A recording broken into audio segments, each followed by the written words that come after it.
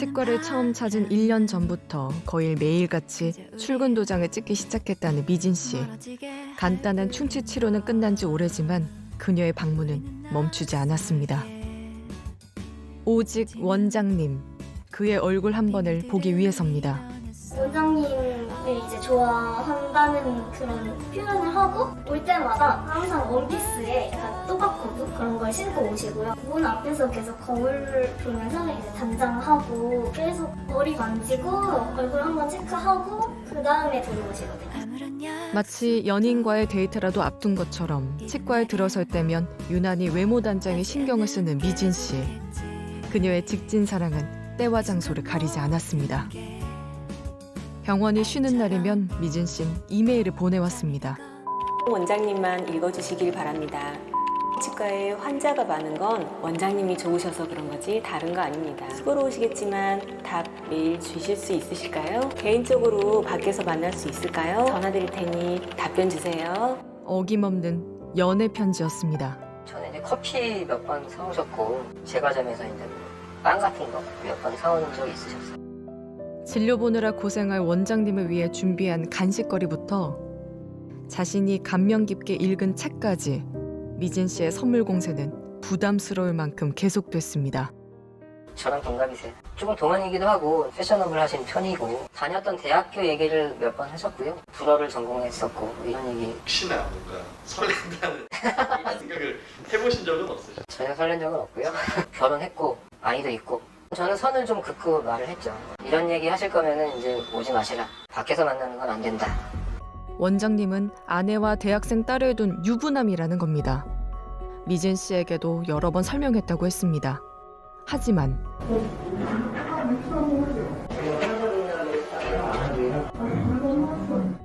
미진 씨의 애정 공세가 부담을 넘어 공포로 느껴지기 시작했다는 원장님.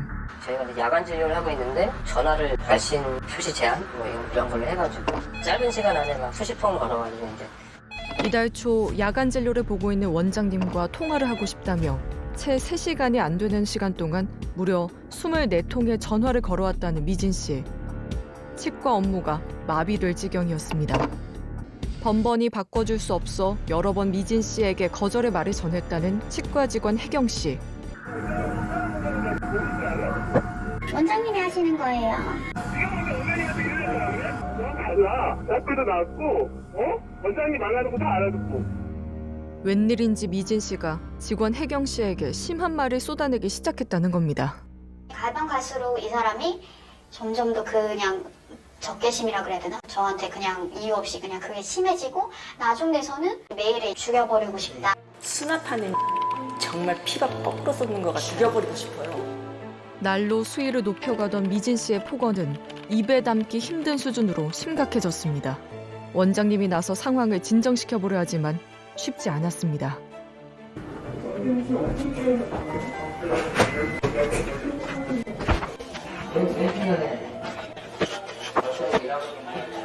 원장님은 저번에도 그렇게 되는데 저번하고 나 혼날 거예요. 근데 능력적으로 수뇌부 사랑꾼인 줄만 알았던 미진 씨가 180도 변했습니다. 대체 무엇이 그녀를 이토록 화나게 한 걸까? 정말 나타났습니다. 치과 주변에서 기다리면 쉽게 미진 씨를 만날 수 있을 거라던 병원 사람들의 말은 사실이었습니다. 거침없이 치과 방향으로 걸어가던 미진 씨가 치과를 100m 앞에 두고 멈춰서 공중전화 부스 안으로 들어갑니다. 아무런 말도 하지 않고 그대로 전화를 끊습니다. 그런데 같은 시각 치과에는 발신번호를 숨긴 의문의 전화 한 통이 왔습니다. 미진 씨였을까요? 전화 통화를 마친 미진 씨는 또다시 치과 방향으로 직진합니다. 오늘은 또 무슨 일이 일어날까? 그런데 그녀가 향한 곳은 치과가 아닌 아래층에 위치한 또 다른 병원. 다른 볼일을 보러 왔을까? 얼마 뒤 그녀가 다시 모습을 드러냈지만 나왔다. 웬일인지 미진 씨는 그대로 건물을 빠져나왔습니다. 다음 날도 미진 씨는 치과 근처에 모습을 드러냈습니다. 건물에는 들어가지 않고 주변을 맴도는 그녀를 만나봐야겠습니다. 네, 안녕하세요. 말씀 좀 여쭤볼게요. 혹시 맞으시죠? 저희 그 SBS 방송국에서 나왔는데. 그래요. 치과. 아니요, 말 안 해요. 이상하시네? 치과 안 갔어요. 치과에 간 적 없다던 미진 씨가 태도를 바꿔 돌연 혜경 씨 이야기를 꺼냅니다. 거기서 간호조무사분이 경찰서에다가 신고를 했대요. 저 미치겠어요, 제가 더. 충격받고 대접는 사람은 저라고요. 그리고 그 상황을 말씀드리면 네. 그 치과 선생님이 아주 저를 호의적으로 좀 받아주셨어요. 선생님한테 아니요. 어떨 때 가면 되게 반갑게 맞아주세요. 그러다가 그 간호조무사분이 경찰을 불러요. 얘기하다가. 다른 간호조무사분은 저 보면은 되게 막 친절하게 대하세요. 이상해요. 그러니까 원장님도 자신에게 호감을 보이는데 혜경 씨가 두 사람의 사이를 방해한다는 겁니다. 그래서 원장님도 선생님한테 정중하게 자기 결혼했고 안 찾아오셨으면 좋겠다고 이렇게 얘기를 하셨거든요. 아니요. 간호조무사분이 그 원장님을요. 그걸 어떻게 말해야 되지? 그게 장난이 아니라고. 이성적으로 네. 그 접근하는 게 장난이 아닌 것처럼. 그러면 그 간호조무사분께서 원장님한테 마음이 있다라는 거예요? 그런 것을 좀 눈치챘거든요. 그 여자분이 욕을 한 적도 없고 폭언을 한 적도 없고 난 폭행이 뭔지도 몰라요. 막 전화기를 이렇게 뺏으시거나 경찰 신고 못하게 실랑이를 벌린 정도지 그게 그렇게 휴대폰으로 신고하려고 할 때 이렇게 손목을 치시거나 손목 안 쳤어요. 그러면 욕이나 이런 거는 왜 하신 거예요? 안 했다고요. CCTV에 찍힌 자신의 행동들은 거짓말로 부인하며 혜경 씨에 대한 모함만 늘어놓던 미진 씨. 하시라고. 그 경찰분하고 지금 인상 차이 비슷해서 되게 기분 나쁜데? 인사 차이가 비슷하다고 기분이 하시라고요. 전 대학교도 나왔고요. 제가 뭐 그거에 대해서 뭐라고 말씀드려요? 대학교도 나왔고요. 아니 그분들도 힘드시다고 하는데 사과 저만큼 힘들지 않아요? 저만큼 힘드시냐 아니면? 제 입장이 어떻게 된지 알아요? 분들 입장은 아니에요. 지금 의도적으로 나한테 지금 나 고쳐내는 거라고. 아무래도 미진 씨는 혜경 씨 역시 원장님을 사랑해 자신의 사랑을 방해하고 있다고 믿고 있는 눈치였습니다. 그녀는 어쩌다 이런 생각에 사로잡힌 걸까? 미진 씨 어머니는 딸의 빗나간 사랑의 이유를 혹시 알고 있을까요? 따님분이 이렇게 오랜 기간 동안 이렇게 하고 계시다는 걸 전혀 저는 뭐죠. 사람을 그렇게 의사분들만 그렇게 좋아해요? 미진 씨가 의사에게 과도한 애정을 보인 게 처음이 아니라는 겁니다. 저 환자가 한달 가서 안 나와요. 가자마자 MRA를 60만 원인가 70만 원인가 저기 찍고 왔어요. 그 선생님이 치료 좋아한다는 거예요. 그 선생님이 나를 좋아하는데 왜 엄마가 안 밀어주느냐고. 학벌도 외모도 빠지지 않는 자신에겐 소위 잘 나가는 전문직 남자가 어울린다는 말을 많이 했답니다. 뜻대로 연애가 이루어지지 않을 때면 주변에서 이유를 찾곤 했다는 미진 씨. 다른 사람 좀 만났으면 직업을 묻는데 아빠가 뭐 하시느냐고 묻으면 택시 한다 그러면 안 만난대. 택시 운전을 하니까 자기가 좋은 사람은 못 만나요. 원망을 많이 해. 부모 원망을 많이 해요. 나한테 뭐 이런 거는 기본. 그 아버님은 상처 많이 받으시겠어요? 말도 못해요 말도. 아유 그거는 누구한테 말할 수도 없어야지. 마음고생. 이분의 증상의 특징은 자기보다 훨씬 뛰어나고 엘리트, 뭔가 성공한 남성에 대해서 그 사람이 나를 좋아한다는 애정망상에 빠져 있어요. 누군가에게 사랑받고 싶은 욕구, 자기의 어떤 떨어진 자존감을 누군가에게 보상받고 싶은 욕구, 누군가에게 인정받고 싶은 욕구가 아주 강하게 있었을 가능성이 많아요. 자기의 생각에 이런 망상에 점점 지배당하게 되고 그러면은 계속 거이성을 잃어서 극단적인 행동을 할 가능성이 높죠. 현재는 외래 통원 치료를 할 수 있는 단계는 아니고요. 입원 조치를 해야 되는 단계입니다. 미진 씨의 행동을 멈출 수는 없는 걸까? 씨께서 병원 쪽으로 나타나고 건물 안으로 들어가고 좀 이런 모습을 보이셔서 일단은 저희가 경보도 해놨고 갑자기 생긴 일에 대해서까지는 제가 어떻게 할 수가 없죠. 당사자분이 좀 많이 놀라고 스트레스를 받고 하시더라고요. 세상에 살면서 기분 나쁜 일들은 참 많아요. 뭔지를 기분 나쁘다고 해서 처벌할 수 있는 건 아니거든요. 미진 씨가 직접적인 위협, 그러니까 폭행을 행사하지 않는 이상 경찰이 즉각적으로 취해줄 조치가 없다는 겁니다. 우린 미진 씨의 어머니를 다시 만났습니다. 그냥 모르겠어요. 저는 어떻게 할 수가 없네요. 지금 치료를 받는 거는 제가 지금 약을 먹고 하기 때문에 저는 제가 해도 될 것 같아요. 얘는 약만 먹으면 안정이 되니까 지금 상태는 이거는 아닐 것 같아요.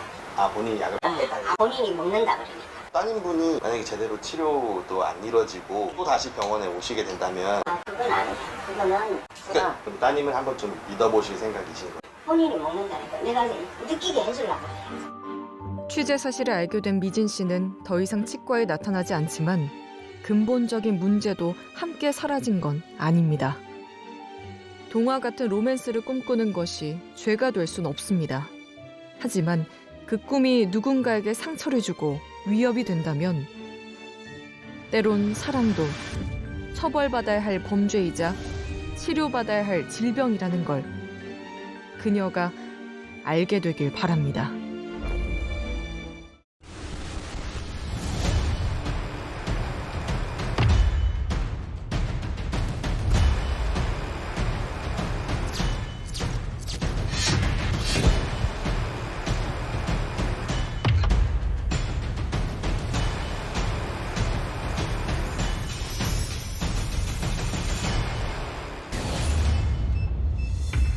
누가 다녀간 걸까? 콕 집어 말할 순 없지만 무언가 분명 달랐습니다. 7월 7일 화요일, 처음으로 낌새가 느껴졌다. 외출할 때 집 사진을 찍어두고 나가야겠다. 미행을 당한 것 같다. 나의 행적, 나의 대화를 다 엿듣고 있다. 언젠가부터 지영씨 주변을 맴돌며 그녀를 두려움에 떨게 한 의문의 침입자. 침대에서 의문의 라이터가 발견됐다. 내가 빼놓지 않은 드라이어 콘센트도 빠져있다. 이상하다. 오늘은 발자국을 발견했다. 내게 아니다. 침입자의 정체가 밝혀진 건 지난해 7월의 마지막 날. 비밀번호가 바뀐 걸 모르고 지영씨네 집에 들어가려던 침입자의 흔적이 발각된 겁니다. 한 달 동안 끈질기게 지영씨를 괴롭히던 침입자는 그녀의 전 남자친구 박 씨였습니다. 지영 씨는 신고를 받고 출동한 경찰과 함께 박 씨를 집 인근에서 붙잡습니다. 어제 한번 그랬더니 한 번 아니잖아 너. 너 한 번 아니잖아. 어제 말했던데 너 우리 집 비번 어떻게 알았냐? 너 몰카 설치했지? 아니 얼굴 한번 보러 갔다가 이렇게 봤는데 너가 누른 걸 봤어. 헤어진 연인에 대한 집착이 범죄로 이어지고 있었습니다. 100일 정도 만났다고 했거든요. 7월에 헤어졌으니까. 사건 발생 한 달 전까지 평범한 연인이었던 두 사람. 그들의 교제가 짧게 끝난 것 역시 박 씨의 집착 때문이었습니다. 한 두어 달 만나고부터 집착한다고 했던 게 사랑하지 않는 것 같다. 왜 나한테 사랑한다고 말 안 해주냐. 그래서 왜 연락이 안 되냐. 어디 있냐. 퇴근하고 오면은 집 앞에 주차해서 기다리고 있고. 그건 좀 스트레스인 거예요. 얘는 그냥 일 마치고 집에 와서 자기 할 거 하고 싶은데 자기 할 거를 못하게 하니까. 그래서 지영이는 그런 것들 때문에 그래 헤어지자 이걸 형고를 했는데 지영 씨가 이별을 통보하자 박 씨는 도를 넘어서는 집착을 보였습니다. 위에 사람 있으리라고 생각 못했으니까 여기 누르고 있는데 여기 위에서 어디서 훔쳐보고 비밀번호를 알았다는 거죠. 박 씨 때문에 괴로워하던 딸을 위해 해줄 수 있는 게 많이 없었습니다.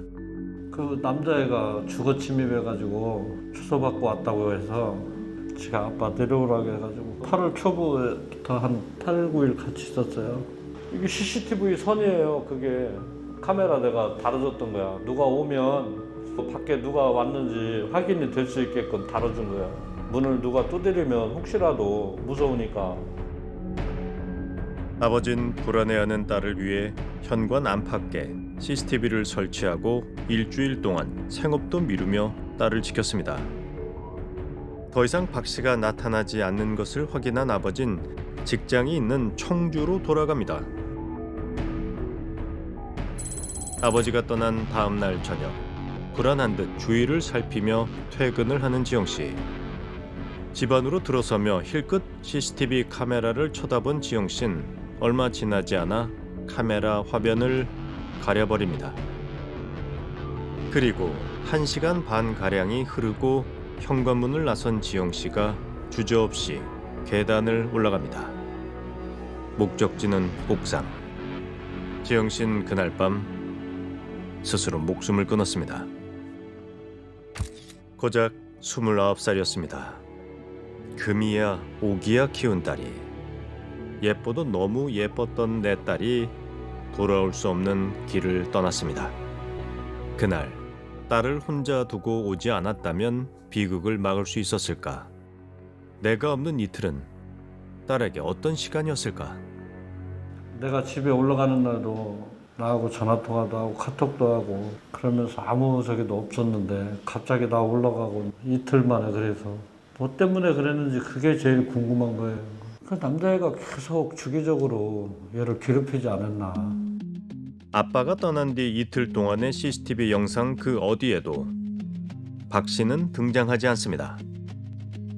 하지만 박 씨를 향한 지영 씨의 공포는 고스란히 담겨 있습니다. 하루에도 몇 번씩 박 씨가 숨어 있던 계단을 의식하던 지영 씨. 그곳에 박 씨는 없었지만 또 있기도 했습니다. 자신의 집에 몰래 숨어 들기까지 했던 전 연인에 대한 공포는 상상 이상이었을 겁니다. 저기요, 혹시 맞으세요?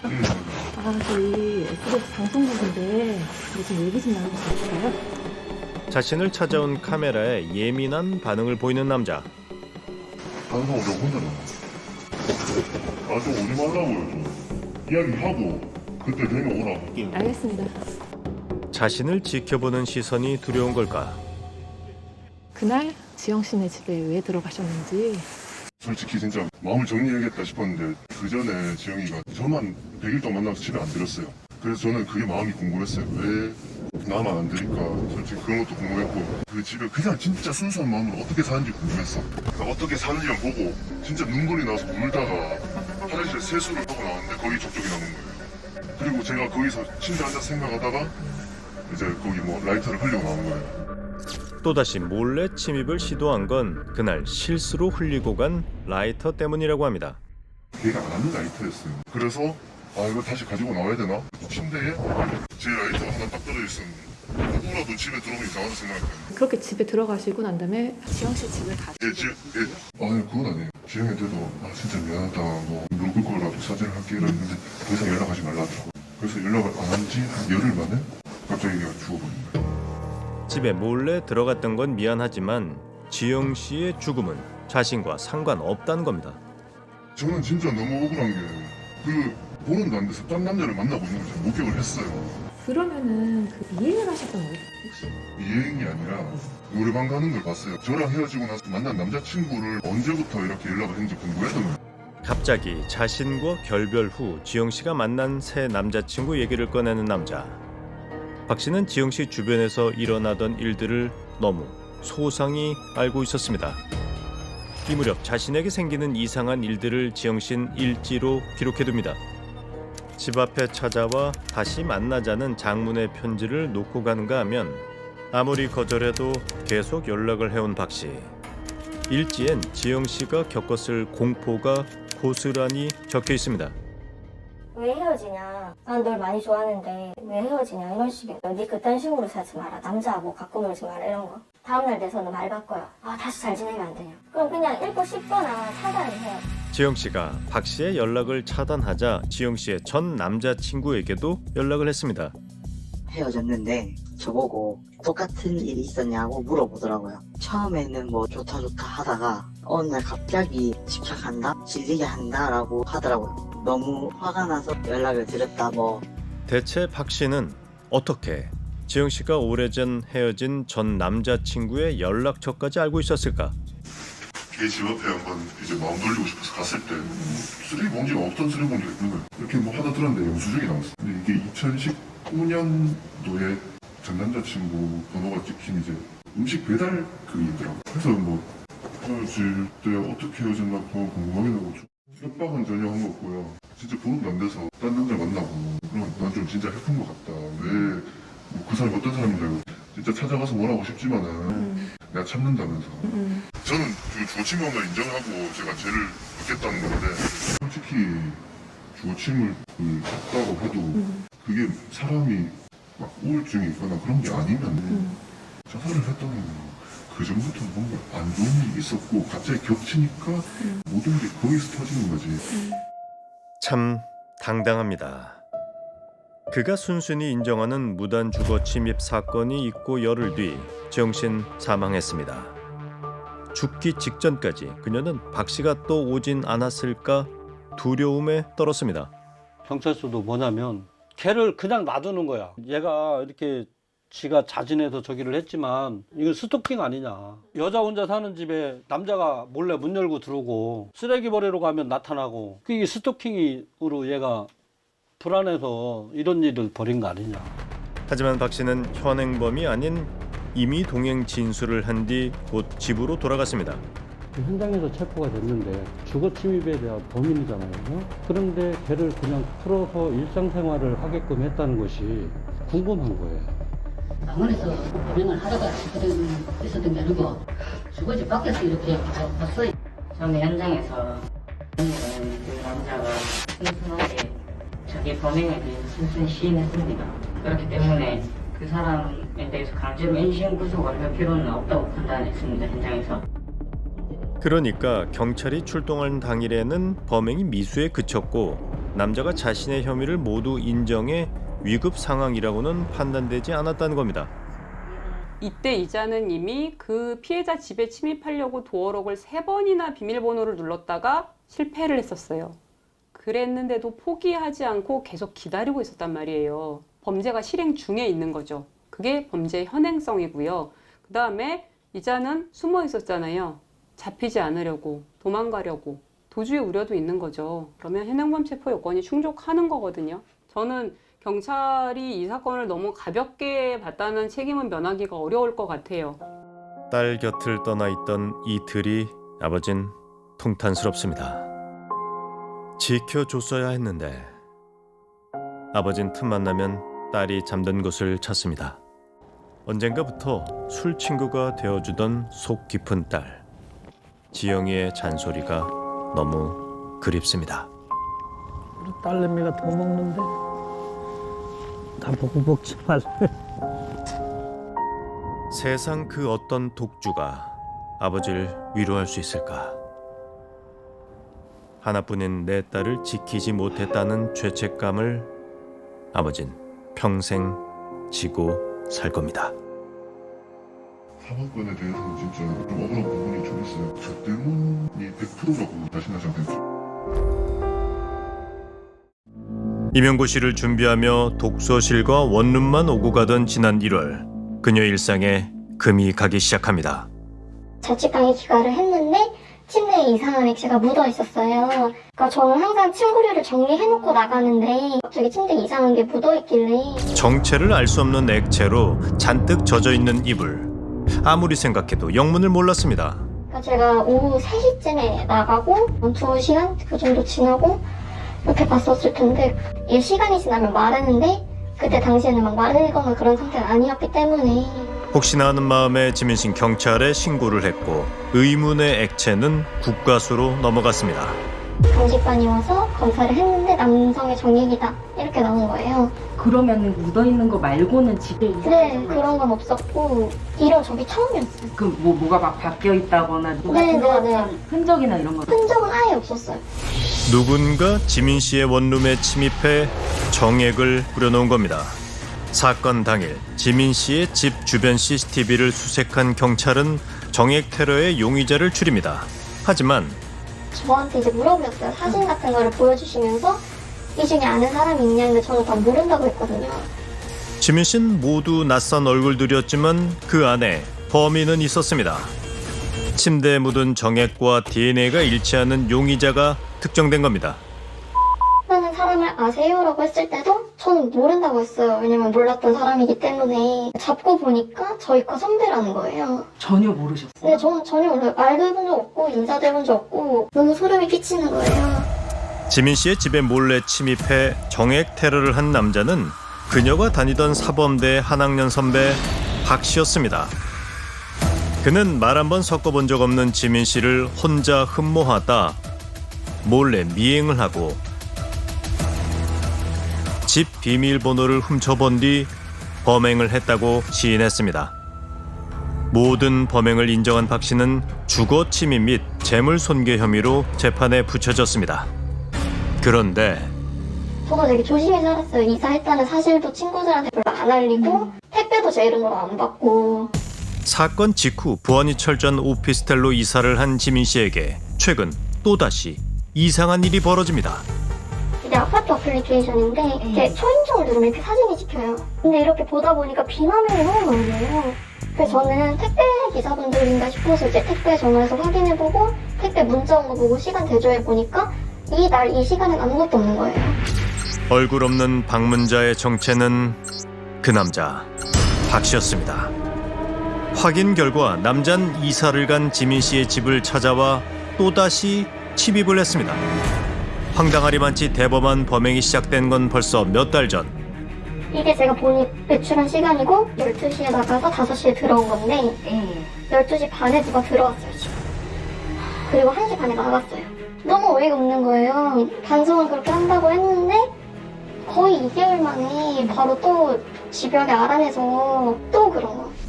모자와 마스크로 얼굴을 가린 채 건물 밖에서 기다리던 남자는 공동 현관문을 열고 들어가는 입주민을 따라 오피스텔로 들어옵니다. 박 씨는 어떻게 알아낸 건지 바뀐 현관 비밀번호 8자리를 누르고 집 안으로 들어왔습니다. 수시로 지민 씨의 집을 드나들며 집 안에서 1시간가량을 머물다 떠난 남자. 남자는 피해자 지민 씨와 마찬가지로 선생님을 꿈꾸며 교사 임용고시를 앞두고 있었습니다.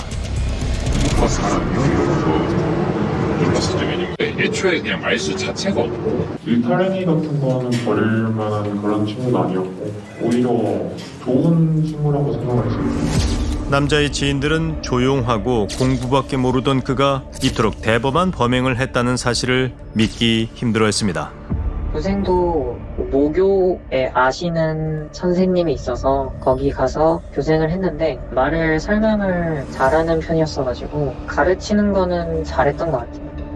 재판을 앞둔 상황에서 또다시 여러 차례 지민 씨의 집을 침입한 예비교사 박 씨는 지난달 25일 구속의 갈림길에 섰습니다. 하지만 남자를 구속해야 한다는 경찰의 생각과 달리 박 씨는 다시 자유의 몸이 됩니다. 구속영장 기각이 네. 범죄 인정하고 이제 다시는 못 가지 않고 뉘우치고 그런 도주물이 없다. 모든 죄를 인정하고 다시는 피해자에게 접근하지 않겠다는 그를 법원이 믿어준 겁니다. 계세요. 안녕하세요. 저희는 SBS 궁금한 이야기 Y라는 프로그램인데요. 그 때 맞나요? 서울에 있어요 지금. 좀 같이 거주를 하고 있는 건 아닌 거예요? 그 말씀드릴 수가 없는 것 같은데 후배 집에 왜 들어갔던 거라고 하던가요? 자기가 잘 기억을 못한다고 그러고 뭐 시험 때문에 스트레스가 많았는지 좀 그랬네요. 임용고시. 네. 그럼 계속 임용고시 준비는 하실 생각이? 그렇죠. 지금까지는 그런 일이 한 번도 없었거든요. 우린 남자의 변호사를 통해 어렵게 그를 만날 수 있었습니다. 아직도 수갑 찰 때 그 느낌이 생생하거든요. 정말 성실하게 살아오신 분한테 제가 평생에 잊지 못할 상처를 준 것 같아서 정말 죄송하고요. 다시는 그러지 않겠습니다.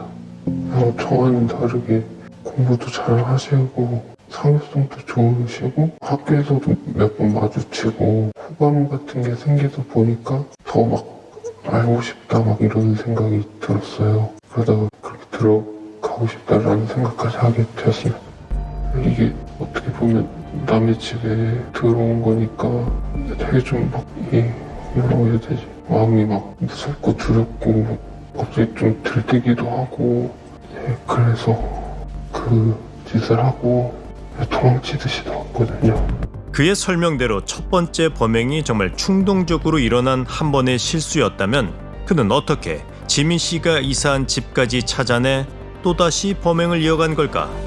제가 범행을 저질렀다는 게 피해자가 말을 해서 학교도 다 알게 되고 다른 공부라도 해보자 하고 독서실을 잡았거든요.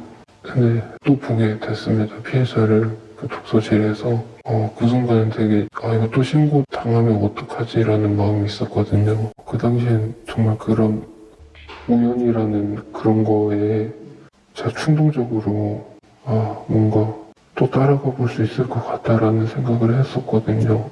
거기서 좀 늦게까지 기다렸거든요. 나중에 비밀번호를 알고 싶어져서 들어올 때까지 기다렸는데 소리를 들으니까 7, 8자리길래 이거 혹시 핸드폰 번호인가 해서 이제 피해자 번호도 쳐보고 남자친구 번호도 쳐보고 그렇게 해서 열려가지고. 근데 사실 제 남자친구 핸드폰 번호 이런 거는 저랑 친한 친구들도 모르고 제 남자친구 번호를 학교에서 아는 사람도 별로 없기 때문에 그렇게 한 건데 그거를 또 알아냈다는 게 너무 소름이 끼치는 거예요. 그래서 어떻게 알아냈냐 이랬는데 그 부분을 또 제대로 진술을 안 하고 또 거짓말을 하고 이러니까. 그러니까 우연히 마주친 피해자를 또다시 충동적으로 미행하고 그러다 우연히 알게 된 비밀번호를 누르고 집에 들어가게 됐다는 겁니다. 남자의 얘기가 도무지 이해되지 않습니다. 어떻게 살고 있는지 보고 싶었어요. 침대에는 안 앉았고요. 바닥에 앉아보기도 하고 창밖 풍경도 좀 이렇게 보기도 하고 집안에 있는 것 자체가 좋았다고 할까요? 네. 그냥 그 집안에 있는 것이 좋아서 자신도 모르게 범행을 이어갔다는 남자. 그의 변명대로라면 독서실에서의 우연한 조우가 없었다면 2차 범행은 없었을 거라는 주장입니다. 하지만 전 절대 안 믿어요. 이 사람이 3월 27일부터 제가 다니는 독서실을 등록해서 다니고 있었대요. 근데 이 사람은 서울 살면 제가 다니는 독서실은 인천인데 1시간 반 이상이 걸리는데 제가 생각하기에는 굳이 1시간 반 넘게 걸리는 독서실을 등록했다는 것부터가 계획범죄를 저지른 것 같고 저는 당연히 구속될 줄 알았어요. 경찰분들도 저희한테 이 경우에는 구속될 확률이 높고 저희 가족들, 제 지인들 다 구속될 거라고 생각을 했는데 다음날에 구속영장 기각됐습니다. 이렇게 연락이 온 거예요. 그래서 그러면 나는 어떡하지? 이런 생각이 들더라고요. 이 피해자가 힘들어하는 이유가 이 가해자를 처벌을 제대로 강력한 처벌을 못하는 거란 말이에요. 특히 여러 번 집에 들어와서 이렇게 자위행위도 하고 정액을 뿌려놓고 이런 짓을 했음에도 불구하고 우리 사회는 아직도 단순히 주거침입과 재물손괴밖에 안 된단 말이에요. 이게 말이 되냐고. 저희가 이제 기간제 교사를 한다든지 시간 강사 이런 거를 한다든지 학교에서 일하고 싶을 때 그 성범죄 기록 이런 거를 의무로 가서 떼야 돼요. 근데 이 사람이 성적인 목적을 가지고 이 불에 정액을 뿌리긴 했지만 이건 성범죄가 아니래요. 현재로선 교사 취업 제한을 받는 성범죄자로 재판에 붙여지지도 않았고 비슷한 범죄들의 재판 결과처럼 남자가 실형 이하의 처벌을 받게 된다면 박신, 훗날 얼마든지 교사가 될 수 있습니다. 내 인생을 뒤흔든 그 남자가 어떻게 자신과 같은 교사가 될 수 있을까? 지민 씨는 이해되지 않습니다. 모든 걸 의심하게 되는 거예요. 내가 저걸 저렇게 뒀나? 이걸 이렇게 뒀나? 그래서 저도 모르게 강박증이 생겨서 밖에 나갔는데도 하루에도 몇 번씩 집으로 돌아가서 확인을 하고 이후에 이제 홈카메라를 설치했는데 그래도 못 믿겠는 거예요. 이 홈카메라가 정말로 잠깐 꺼졌을 때 들어오면 어떡하지? 이렇게 일거수일투족을 미행하고 따라하고 이런다는 건 너무너무 큰 공포감을 유발해요. 그러니까 이 사람 입장에서는 가장 안전해야 할 공간을 파괴당한 거예요. 그런 것들과 수사 과정에서 이렇게 제대로 피해자로서 보호받지 못하는 경험이 또 다른 트라우마가 돼요. 얼굴도 모르는 남자에게 매일같이 미행을 당했습니다. 그 남자는 내 전화번호도 우리 집도 비밀번호까지도 모든 걸 알아냈습니다. 그리고 내 공간에 수시로 찾아와 욕망을 채운 남자. 어째서 그 사람을 이토록 자유롭게 하나요? 어째서 그 사람이 나와 같은 꿈을 꿀 수 있게 그냥 두나요? 지민 씨는 수천 번을 되물었지만 답을 찾지 못했습니다.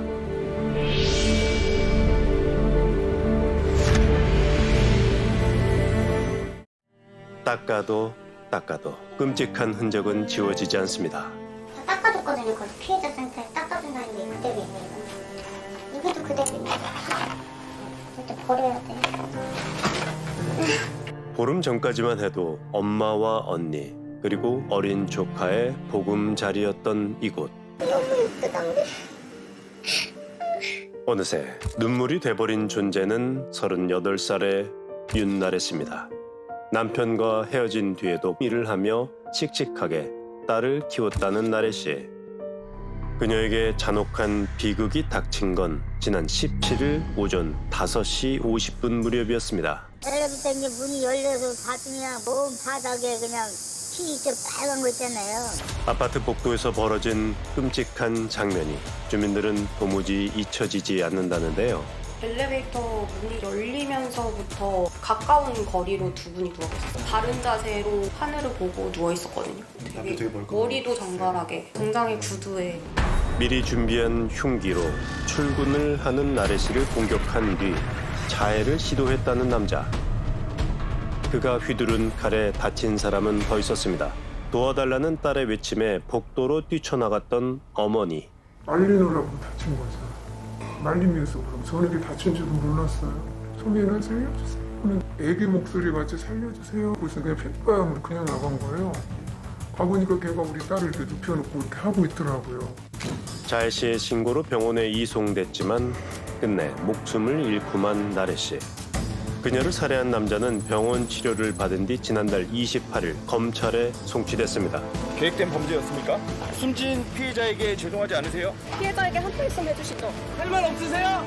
쏟아지는 질문에도 굳게 입을 담은 범인은 93년생 설 씨. 나래 씨 가족은 잔혹한 살인범의 정체를 잘 알고 있었습니다. 세빈 기간은 한 6개월 정도? 6개월도 안 돼. 설 씨는 나래 씨가 짧게 교제했던 옛 남자친구라는 겁니다. 한 운동 동호회에서 처음 만난 뒤 또 다른 동호회에도 나래 씨를 따라 가입했다는 설 씨. 지난해 말 그는 나래 씨가 일하는 회사로 직장까지 옮겼다고 합니다. 하지만 두 사람의 관계는 어딘가 위태로워 보였다는데요. 2시간 동안 이러고 생각이야? 안 들어가. 저희가 집에 왔다. 이러는데 같이 있는 이유가 있어. 너 같이 있고 싶다고 했잖아. 같이 있고 싶다고! 어떻게 같이 있고 싶다는 사람이 나한테 이러니? 그게 왜 갑자기 시간 동안 그냐고 진짜. 도저히 이해는 안 돼. 설 씨가 나래 씨의 집 앞에 일방적으로 찾아와 몇 시간이고 기다리며 언성을 높인 적도 여러 번이라는데요. 나래 씨의 직장 동료들 역시 둘의 관계가 심상치 않았다고 합니다. 어느 날 멍이 들어서 온 거예요. 네. 그래서 그 멍 뭐야 그랬더니 헤어지자고 해도 헤어져 주지가 않는데요. 지난 2월 폭력을 휘두른 설 씨를 경찰에 신고한 나래 씨는 석 달 뒤 그에게 이별의 뜻을 전했다고 합니다. 하지만 황당한 일이 벌어진 건 그 이후였습니다. 카톡 프사가 바뀌었네 하고 클릭하면서 뭐야 둘이 왜 이런 사진이 있어? 뽀뽀하는 사진, 연인 관계에만 있을 수 있는 사진 있잖아요. 그런 사진을 올려버린 거예요. 헤어진 뒤 설 씨가 자신의 개인 SNS에 두 사람의 비밀스러운 사진을 유포한 겁니다. 나 너무너무 싫어요. 진짜로 미친 또라이 같아요. 돌아버릴 것 같아. 지금 저거 접증거 남겨. 제가 알겠어요. 저거 스토커야 했더니 아닌데라고 오네요. 인사래요. 저게 올리는 게. 무슨 인사? 안녕이라고 올린 게 인사라고 헤어졌으니까. 너무 싫어요. 나 진짜 너무 싫어. 쟤 진짜 무섭다. 나 진짜 너무 힘들어. 나 너무 스트레스 받으니까. 항의하는 나래 씨를 폭행해 갈비뼈까지 부러뜨렸던 설 씨. 지난 6월 나래 씨는 설 씨를 스토킹 혐의로 또다시 경찰에 신고했습니다. 하지만 그는 여기서 멈추지 않았습니다. 경찰에 신고한 다음 날 새벽부터 나래 씨를 기다렸던 설 씨. 그는 난폭 운전을 하며 나래 씨의 뒤를 집요하게 쫓았습니다. 결국 설 씨의 연락을 차단했던 나래 씨는 다시 그에게 전화를 걸었는데요. 잘 들어. 나 너 싫다고 계속 100번 넘게 얘기했어. 아침에 집 앞에서 헤어진 여자친구 따라오는 게 그럼 제대로 된 거야? 나는 잘 출근하고 있나 확인하러 간 거야. 확인하러 간 거? 웃기지만 너 나 계속 따라왔잖아. 가는데 너가 앞에 있었던 거고. 너 핸드폰 하고 있었어. 핸드폰 하는데 앞에 갔다가 칼치겠다가 해? 인정을 안 하네. 넌 뭘 인정하는데? 그만 좀 해 이제. 알았어, 그만할게. 마침내 이별을 하나 싶었지만 일주일 뒤 설 씨는 또다시 그녀의 집 앞에 나타났습니다. 6월 9일 날 다행히 언니가 먼저 발견했어요. 그래서 경찰이 출동했는데 얘가 흉기도 없고 뭐 폭행도 안 해서 4시간 뒤에 풀려났다고 하더라고요. 그 접근금지 명령만 받고. 지난 6월 설 씨가 법원으로부터 나래 씨를 향한 접근과 연락 금지 명령을 받은 뒤 회사에서는 두 사람이 당분간 휴직하도록 조치했습니다. 이게 뭐 해주는 게 보니까 저 스마트워치밖에 없더라고. 뭐 그렇다고 해서 이걸로 뭐 사실은 상황이 생겨야지만이 그냥 풀리는 거니까. 그리고 마침내 평화가 오는 듯 보였던 지난 7월 중순. 어제 새벽 5시 50분쯤 남성은 이른 새벽 출근하러 집을 나선 여성에게 흉기를 휘둘렀습니다. 나래 씨는 설 씨에게 무참히 살해당했습니다. 하지만 사건이 일어나기 4일 전 어쩐 일인지 나래 씨는 스마트워치를 경찰에 반납한 상태였습니다.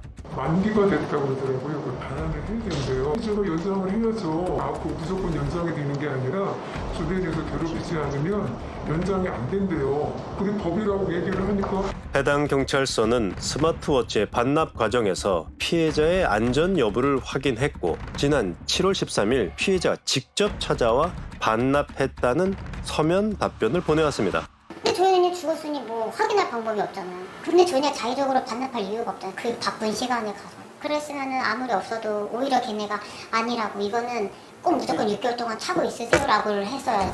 이런 상황에서 나래 씨가 도움을 요청한 사람 중엔 설 씨의 어머니도 있었습니다. 아들을 좀 말려달라는 문자 메시지에도 그녀는 아무 답이 없었는데요. 우린 수소문 끝에 설 씨의 아버지를 만날 수 있었습니다. 어머니한테는 한번 문자는 보냈던데. 저한테는 내색을 안 한 거죠. 애가 불량기가 있고 그랬으면 저는 이해가 가는데 전혀 사고문도 안 치는 애예요. 진짜 성실한 놈이었어요. 올 3월 달부터 안색이 좀 어두운 것 같고 얘가 자꾸 마르고 진짜 속상하니까 제가 알기로는 아들이 그 여자한테 완전히 오리를 했어요. 접근금지 명령 같은 거 이런 것도 전혀 몰랐어요. 회사를 안 나가는 건 알고 계셨어요? 출근한다고 계속 나갔어요. 아 6월 내내? 네. 그 옷을 입고 나간 거예요? 네. 출근부터 정상적으로. 당일날 언제 나간 거예요 집에서? 토요일 날 나갔어요. 제 엄마가 이제 아들한테 차는 괜찮냐 웃으면서 그냥 밝은 목소리로 전화를 받더래요. 그런데 새벽에 그런 일이 일어나요. 사건 발생 이틀 전부터 집에 들어오지 않았다는 설 씨. 그리고 하루 전 홀로 극장을 찾아 나래 씨가 좋아하던 영화를 본 그는 흉기를 챙겨 그녀의 집을 찾아갔습니다.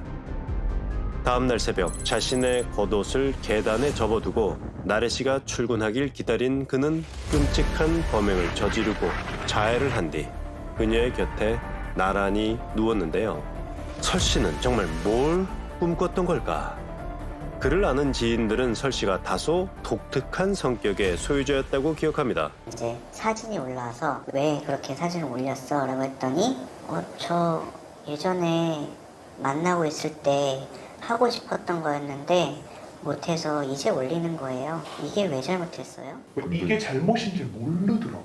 자기 잘못을 자기를 모르는 거죠. 너가 왜 싫다는 게 자기 이해를 못 하잖아요. 자기는 지금도 아마 사랑이라고 생각할 거예요. 감정에 충실한 게 뭐가 잘못이냐고 말했다는 설 씨. 뿐만 아닙니다. 그때 좋아했던 그 여자 문제? 좀 힘들어하긴 했었어. 좋아했다가 이제 그 여자애가 그냥 자기는 뭐 사기만 먹고 결혼할 마음도 없다 했는데 거기에 대해 엄청 충격도 받고 상처도 컸다고 저도 들었었어요. 되게 오래 갔거든요. 범죄 심리 전문가는 설 씨에게 전형적인 스토커의 특성이 드러난다고 지적합니다. 스토커는 생각이 굉장히 편협한 사고를 하는 경우들이 많아요. 공감 능력도 떨어질 거고 자신의 일방적인 어떤 주장을 구애라고 하면서 여성이 신고해서 자기에게 불공정한 일이 발생하는 거다. 6월 9일 날 이후 직장을 안 다니기 시작하면서 아마 보복심 그런 극단적인 사고가 지금 이렇게 돌발 행위로 이어지죠. 경찰이 피해자와 가해자에게 일어나는 변화를 제대로 감시하지 못한 사건, 심지어는 스마트워치를 반납받은 사건. 예, 그렇게 볼 수 있는 거죠. 지난 6월 21일 국회에서는 법원 판결 전에도 스토킹 가해자에게 전자발찌를 부착하는 스토킹 처벌법 개정안이 통과됐습니다. 그 잠정 조치로서의 접근 금지 결정이라고 하는 것은 위반해도 형사처벌을 받는 것에 불과해요. 피해자를 살해하려고 마음먹는 그런 범죄를 막기 위해서는 지금과 같은 보호 조치는 한계가 분명히 존재한다. 가해자의 위치가 근접해진다면 바로 경찰이 출동한다든지 이러한 체계적인 시스템이 마련되어야 하고, 법원에서 결정을 해주지 않으면 전자장치를 부착할 수는 없는 것이기 때문에 이 조치를 얼마나 할 수 있도록 결정을 해줄 것인지, 이 부분에 대해서도 향후 해결해 나가야 할 과제들이 남아있지 않을까라는 생각이 듭니다. 오랫동안 나래 씨를 괴롭히고 죽음에 이르게 한 설 씨. 경찰은 보다 형량이 무거운 보복 살인죄 적용을 검토했지만 요건이 충족되지 않아 끝내 살인 혐의로만 검찰에 송치됐습니다. 나래 씨가 세상을 떠난 지도 벌써 2주가 흘렀습니다. 언니 너무 보고 싶다. 진짜. 거기서는 제발 아무 걱정하지 말고 아무 고통도 느끼지 말고 행복하게 지내. 사랑해 언니. 가족들의 슬픔은 언제쯤 끝이 날까요? 반복되는 범죄는 또 언제쯤 멈추게 될까요? 나래 씨의 죽음은 그녀만의 비극이 절대 아닐 겁니다.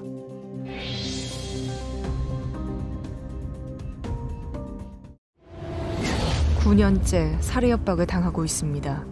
지난달 29일 밤 청와대 국민청원 게시판엔 죽음의 공포에 시달리고 있다는 한 여성의 글이 올라왔습니다. 2012년부터 2020년 지금까지 9년째 살해 협박으로부터 늘 불안과 공포에 떨며 살고 있는 한 여자이자 한 아이의 엄마이자 중고등학교 교사입니다.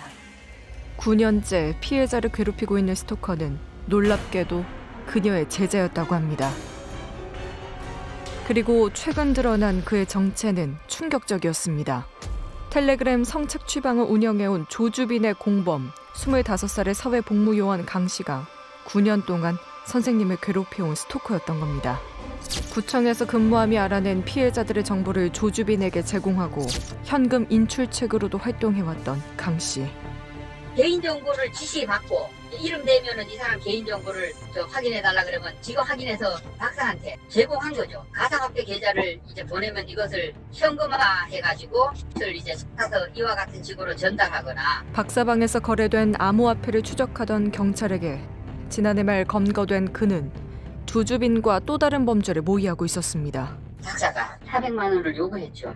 내가 이제 전달하는 게 주로 코인, 그러니까 가상화폐 찾아서 걔들한테 전해줘야 될 거 아닙니까? 그 돈을 갖다 놓으면서 400만 원도 이제 추가해서 갖다 놓으면 걔들이 이제 가져가는 거겠죠. 두 번째 갖다가 그 잠복하고 있는 경찰에게 검거가 됐습니다. 조주빈이 지정한 한 아파트 소화전에 그가 갖다 준 400만 원이 바로 강 씨가 조주빈에게 의뢰한 범죄 청부 자금이었습니다. 조주빈의 박사방 일당 가운데에는 공익근무 요원이 있습니다. 한 아이를 살해하는 걸 다른 사람과 모의했다는 혐의입니다. 살인 청부였습니다. 그 대상은 강 씨가 스토킹해온 선생님의 어린 딸. 무려 9년 동안이나 스토킹을 하고 이젠 피해자의 어린 딸까지 살해하려 한 강 씨.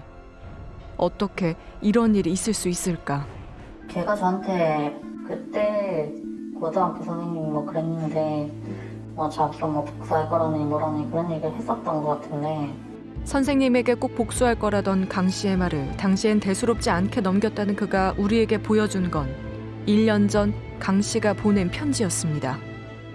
그 편지에는 자기가 고등학교 1학년 담임 선생님이 자기를 뭐 괴롭혔다는 그런 내용들이 대부분 들어가 있고요. 그 이후에 자기가 여기 보면은 교육청에도 뭐 이야기를 했던 적이 있고, 선생님한테 이제 복수를 하고 싶다. 선생님 때문에 내 인생이 이렇게 망했다. 더 이상 가벼이 넘길 수 없는 내용을 감히 말씀드리겠다며 비장하게 시작되는 6장의 편지. 거기엔 지난 9년 한 여성을 스토킹한 협박범의 잔인하고도 섬뜩한 흔적이 고스란히 담겨 있었습니다. 3년 전 강 씨는 이 편지를 피해자가 근무하던 학교의 교장 선생님 앞으로 보냈습니다. 아마 제 기억으로는 출산휴가를 제가 쓸 때 가나 막 그랬을 거예요. 피해자가 출산휴가를 간 사이 배달된 편지는 끔찍한 범죄를 예고하는 협박문이었습니다. 윤 선생님과 교장 선생님의 언행에 따라 무고한 수십 명이 목숨을 잃을 수 있음을 미리 주의드립니다. 만약 2018년 추석이 지나도 제가 원하는 합리적인 해결 방안이 시행되지 않으면 몇 년 안에 제 발목을 잡아버린 원흉을 찾아 자비 없이 자력 구제하겠습니다. 나도 편지를 처음에 받기 전까지는 사실 전혀 몰랐었지. 자상했고 그리고 조용조용한 성격이었거든. 선생님도 다른 부장 선생님들한테 물어봤더니 평소에도 전화로 뭐 이런 걸로 많이 시달렸다고 하더라. 자신의 협박이 빈말이 아니라는 걸 보여주기라도 하는 듯 편지엔 그가 저질러온 범죄 행각들이 낱낱이 적혀 있었습니다. 일단 혈액형, 발사이즈, 가족 전체의 주민번호, 이메일, 자동차, 출신 학교, 출입국 기록, 집 주소와 그 부동산 시세 등을 알아내 계정을 못 쓰게 만들거나 제가 할 수 있는 범위의 범죄는 다 저질렀습니다. 어떻게든 또 찾을 가능성은 항상 열려있고 어떻게든 찾아내겠습니다. 어떻게 9년 동안이나 이런 협박이 이어질 수 있었을까?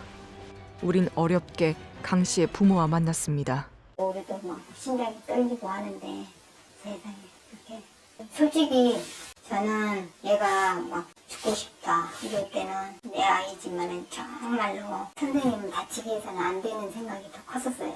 저희가 차라리 잘못됐으면 잘못됐지 선생님 해치게 될까봐 나는 더 두렵고 무섭다고. 아들이 선생님을 해치는 날이 오지는 않을까 두려움 속에 살았다는 강 씨 부모님은 이미 오래전부터 아들의 문제를 알고 있었다고 합니다. 선생님이 좀 여유 보이기도 하고 좀 좋아했던 것 같아요. 그런 마음이 좀 있었어요. 그런 와중에 이제 선생님 방학 때 여행을 갔었는데 카톡으로 선생님한테 이제 제 고민을 이제 얘기하고 길게 장문으로 하기도 하고 선생님은 여행할 때 바쁜데 손이 안 차게 이렇게 해주고 그렇게 하니까 지만 좀 싫어한다는 식으로 얘가 받아들인 것 같아요. 선생님에게 남다른 마음을 품었던 강 씨가 자신의 마음이 받아들여지지 않는다고 생각하면서 어느 순간 불만을 품고 이상한 행동을 하기 시작했다는 겁니다. 제가 우리가 주정자가 돼가지고 핸드폰을 훔치고 그래가지고 통화할 건이 한두 번이 아니고 여러 번 일어났어요. 여러 번 일어났는데 반항을 한 거죠. 한마디로 수업 시간에 마스크 끼고 있고 이러면 선생님이 불안하고 무섭고 그렇게 느끼게 일부러 끼고 있고 지금 하도 오래돼서 생각이 잘 안 나는데 같은 여자 입장에 봐도 무서울 정도로 되게 협박을 했어요. 결국 자퇴를 하게 됐지만 피해 선생님을 향한 집착과 협박은 멈추지 않았습니다. 수시로 학교에 찾아와 교실 게시판을 칼로 난도질하는가 하면 선생님 사진에 스테이플러 심을 박아 전시하는 일도 서슴지 않았습니다. 결혼을 하신다고 그런데 너희가 이제 계속 만날 수가 없다고 이러니까 제가 이제 그때부터 지속적으로 편지나 문자로 찾아가기도 하고 3년도가 그게 이제 선생님 아버님 차 백미러 부시고 급기야 선생님 아버지의 차량까지 파손한 그는 결국 2013년도에 소년 보호 처분을 받았습니다. 그런데도 자신이 지은 죄는 생각하지 않고 처벌받은 것에 대한 원망만 키워갔던 강 씨. 채팅을 통해서 강 씨와 친해졌다는 한 지인은 그가 늘 어떤 선생님에 대한 뒷조사를 하고 있었다는 사실을 기억합니다. 진짜 온갖 정보를 다 알고 있더라고요. 선생님이 이제 결혼할 때 그것도 결혼식 사진도 얘가 갖고 있었고 결혼하고 난 다음에 병원은 어느 병원에 있었고 우리 가족관계 주변 사람 뭐 진짜 켜지는 모든 정보를 다 낀 것 같아요. 그러면서 강 씨는 수시로 이런 말을 했다고 했습니다. 결혼 생활 망가졌으면 좋겠다. 그 친구는 자기가 살고 있는 자기 세계에서 빠져나오지를 못해서 자기 자신을 버려서라도 저 선생님을 죽이겠다.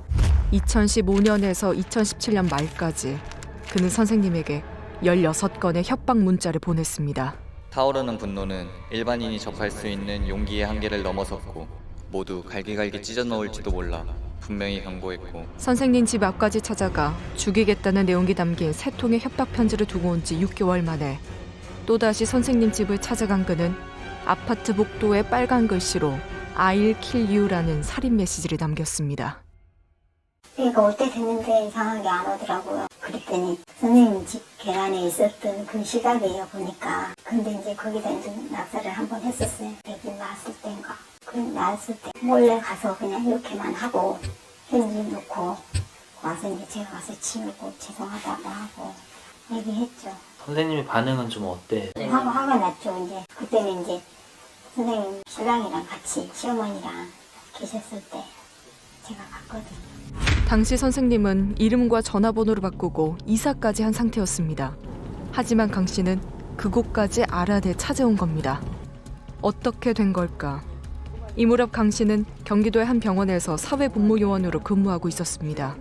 그러니까 여기서 근무한 거는 맞아요. 그러니까 맞고 한 17년도경, 16년도 말쯤에 와서 17년도에 근무했었고 18년도 초에 그러니까 이제 뭐 경찰 연행대 간 거라고 하더라고요. 연행대 가는 이유를 잘 몰랐대요 그때. 잘 몰랐고 그쪽은 기사고 나왔다고 하더라고요. 피해자의 이름과 주민등록번호를 업무용 컴퓨터에 검색해 이 병원에서 건강검진을 받은 사실을 알아낸 그는 지하 1층 서고에 보관 중이던 그녀의 검진 기록을 찾아냈습니다. 그 기록 속에서 그녀의 집 주소와 연락처를 알아낸 다음 갓 태어난 어린 딸까지 죽이겠다는 협박을 한 강 씨. 결국 윤 선생님은 경찰에 그를 신고했고 상습 협박과 개인정보보호법 위반 등의 혐의로 법정에 선 강 씨에게 징역 1년 2개월이 선고됐습니다. 강 씨가 반성하고 있다는 점과 아스퍼거 증후군을 앓고 있다는 사실로 심신미약이 인정된 겁니다. 정말 이게 병 때문에 벌어진 일일까? 그 아스퍼거라고 하는 게 이제 쉽게 말씀드리면 자폐증하고 비슷합니다. 그래서 사회성이 좀 떨어지는 경우이기 때문에 사람을 만나는 거를 조금 좀 힘들어하고요. 양형에 영향을 줄 만큼의 심각한 정신질환이 아닙니다. 보낸 편지 내용들도 좀 보면 본인의 어떤 공격성을 합리화시킬 정도로 그런 어떤 내용들을 끌어다가 자기 합리화를 하는 분이기 때문에 이분이 뭐 지적 능력이 떨어졌다라고 할 수도 없고 또 사회성이 떨어졌다라고도 이야기를 할 수가 없습니다. 강 씨의 지인들은 그가 유독 여성에 대해 왜곡된 시각을 갖고 있었다고 말합니다. 근데 얘가 여자를 별로 안 좋아했거든요. 약간 여성 혐오 같은 느낌이 조금 있었어서 과에 여자가 좀 많은 과였어서 여자애들이랑 많이 부딪힐 수밖에 없었던 것도 있긴 있었지만 죽여버린다느니 아니면 뭐 썩을려라느니 뭐 그런 식으로 얘기를 하면서 뭐 얘가 외국이라는 말을 쓰지 않았는데 갑자기 외국 그러니까 여자들에 비한 X 뭐 아까 스웨덴 뭐지 아르헨티나하고 막 베트남 러시아 여성을 무시하고 혐오하면서도 여자친구를 사귀는데 집착했다는 강 씨. 그에게서 스토킹 피해를 입은 사람은 피해 선생님만이 아니라고 했습니다. 지금이야 그게 스토킹이었구나 하는데 그 당시에는 그냥 내가 좋아해서 따라다니다고만 생각을 했어요. 제가 당시에 얘기하는 거에 한 80%는 러시아 여자친구 얘기. 아무도 안 물어도 갑자기 그냥 그 얘기를 하고 그랬어요. 사귀기는 사귄 거예요? 아니에요. 그래서 다들 처음에 걔가 장거리 연애하는 줄 알았어요. 그냥 폰타를 친 거예요.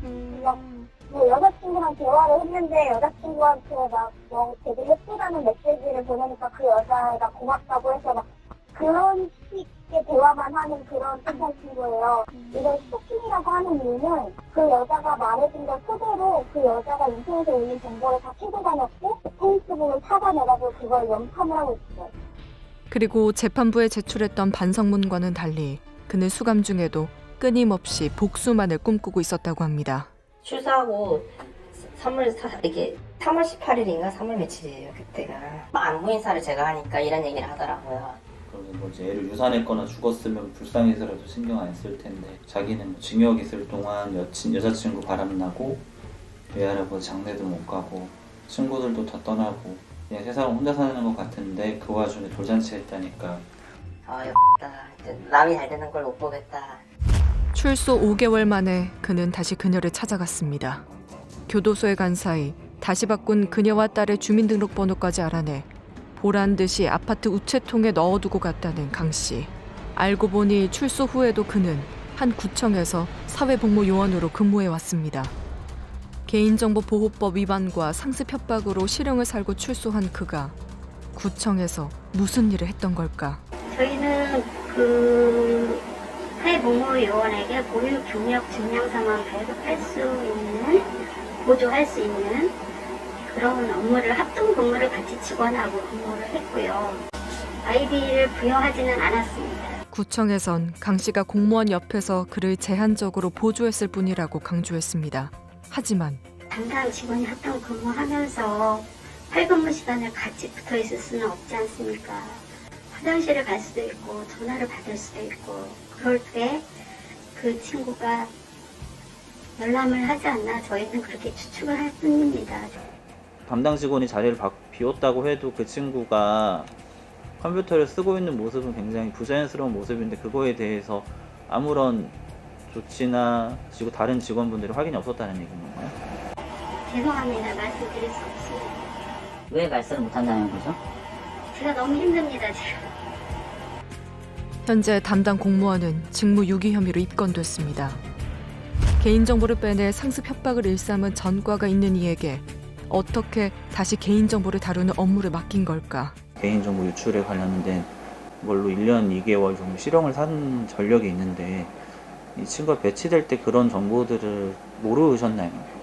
그거는 병무청에서 개인정보라서 알려주지 않았습니다. 전혀 몰랐습니다. 병무청은 서면 답변을 통해 전과에 대한 정보는 사생활의 현저히 침해할 우려가 있는 민감한 정보인 만큼 본인의 동의 없이는 제공할 수 없다는 입장을 밝혔습니다. 저는 솔직히 이제 저는 사형같이 있었으면 차라리 나을 거라고 생각해요. 내가 무기징역을 받아도 할 말도 없고 구급이라도 해서 떠나면 편하면 저는 괜찮아요. 정말 너무너무 죄송하죠. 말로밖에. 그죠? 근데 앞으로 안 일어나게 할 수 있는 안 해야 되는데 정말. 현재 강 씨는 보복 협박 혐의로 재판을 받고 있습니다. 출소하자마자 또 이런 범행을 저지른 거거든요. 이 사회복무요원이 보복 협박죄로 기소가 됐다고 하는데 일반 협박죄가 3년 이하의 징역 또는 벌금을 처하도록 되어 있는 반면에 이 보복 협박죄는 상대적으로 한 3배 이상 높게 10년 이상의 징역에 처할 수 있도록 법정형에 규정이 되어 있어요. 이런 가해자한테 다시는 이런 행위를 하지 않게끔 좀 엄벌에 처할 필요가 있다고 생각을 합니다. 바로 오늘 강 씨에 대한 재판이 열렸습니다. 어쩌면 이번에도 반성문과 진단서를 방패 삼아 빠져나갈 궁리를 하고 있을지 모르는 강 씨. 하지만 이번엔 모든 국민이 지켜볼 겁니다. 두 번 다시 당신이 잔인한 협박범으로 돌아오지 못하도록. 타인의 고통에 공감하지 못하는 자는 자신의 고통에 대한 선처를 바랄 자격도 없습니다.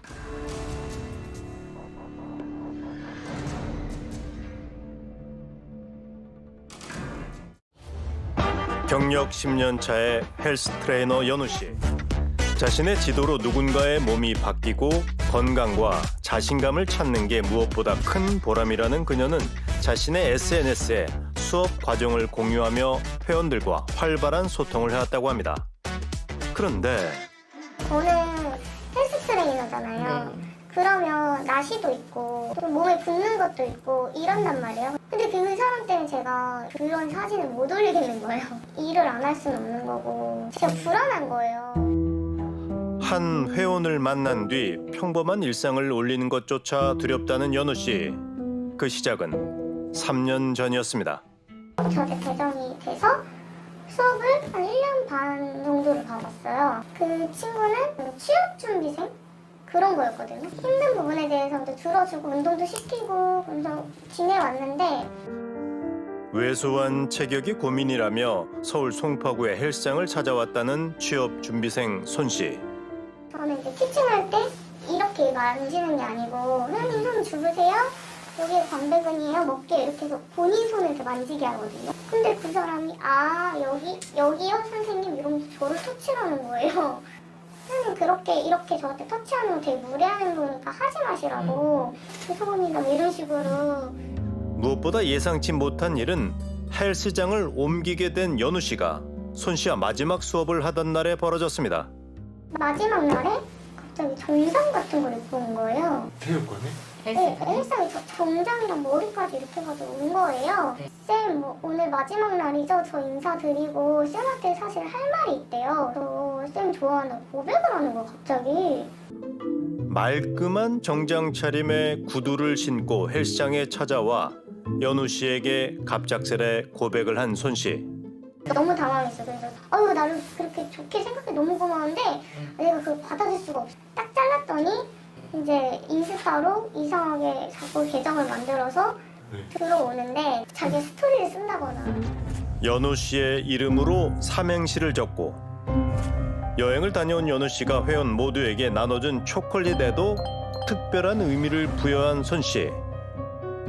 언뜻 봐선 연우 씨를 짝사랑하는 그의 마음이 적힌 듯 했지만 우리의 믿음, 사랑. 난 연우쌤을 죽는 그날까지 영원히 사랑하리라. 수업을 한 날을 마치 데이트를 한 것처럼 기록한 그의 글은 어딘가 위험해 보였는데요. 처음 본 그때부터 현재도 맘 하나 변하지 않은 이 동기화는 75년 이상. 내 인생에서 만나기 어려운 사람을 만났고 그녀라고 하는 연우쌤과 올해 결혼할 것을 다짐했기 때문이다. 하트. 이게 너무 불편한 거예요. 이 사람은 자꾸 저를 팔로우하는 거잖아요. 그리고 이상한 짓을 하니까 진짜 불안한 거예요. 심지어 연우 씨의 실명과 신상 정보를 밝히고 허위 사실까지 유포한 손 씨. 결국 참다 못한 연우 씨는 그에게 경고 메시지를 보냈습니다. 제가 하지 말라고 DM을 보냈거든요. 반복적인 행위에 대해 사과를 하고 싶대요. 연우 씨가 연락을 하면 사과하며 계정을 삭제했지만 그것도 잠시뿐. 계속 연락을 시도를 하더라고요. 인스타 쪽으로도 연락이 오고 그다음에 모르는 번호로 연락이 오고 자기가 아닌 척하면서 너무 무서운 거예요. 어떠한 상황이 닥치더라도 늘 옆에 있겠다고 한 손 씨. 그런데 자꾸만 계정을 바꿔가며 연우 씨에게 말을 거는 그의 연락을 차단한 지 한 달째. 섬뜩한 일이 벌어졌습니다. 그러고 나타났거든요. 와서 선생님 안녕하세요 이러더라고요. 어떻게 알고 왔어요 진짜? 이렇게 얘기했더니 그냥 우연히 지나가다가 왔는데 선생님이 있었어요. 이런 식으로 얘기하더라고요. 지난해 3월 송파구에서 구로구에 간판도 없는 헬스장으로 직장을 옮긴 연우 씨 앞에 남자가 나타난 겁니다. 다행히 동료 강사들의 도움으로 헬스장에서 쫓겨난 손 씨. 연우 씨는 그를 지속적인 스토킹 혐의로 경찰에 신고했습니다. 여러 번의 신고로 이미 접근 금지 명령을 받은 손 씨는 이 일로 한 달간 유치장에 구금되는 잠정조치 4호 처분을 받았습니다. 그런데 개인 운동하는 데가 따로 있었거든요. 사람이 없는 시간대에 운동을 갔었는데 갑자기 쌤 오랜만이에요 이렇게 나타난 거예요. 그래서 제가 너무 놀라고 그때 유치장 갔다 와서 조금 잠잠해서 이제 안 하나 보다 했는데 이것도 처벌이 있고 5달 뒤 손 씨가 또다시 연우 씨 앞에 나타난 겁니다. 그곳은 연우 씨가 한 번도 SNS에 언급한 적 없는 장소였습니다. 진짜 왜 그러는 거야 진짜? 다른 사람들이랑 무슨 그런 얘기를 앞에 큰 형이 앞에 있으면 같이 그래서 제가 그동안 어떤 것 같은데 그 운동을 또 강목적으로 운동하고 있더라고요. 여기 닿는 건 불편한 것 같아서 집 가방에 나가네. 그동안의 일을 사과한 뒤 자리를 떠난 손 씨. 이대로 악연이 끊어지길 바랬지만 그게 끝이 아니었습니다. 제가 이직한 지 얼마 안 됐거든요. 네, 그 상담 일지에 2시 이렇게 써져 있더라고요. 그분이 한 달 전쯤에 연락이 왔었어요.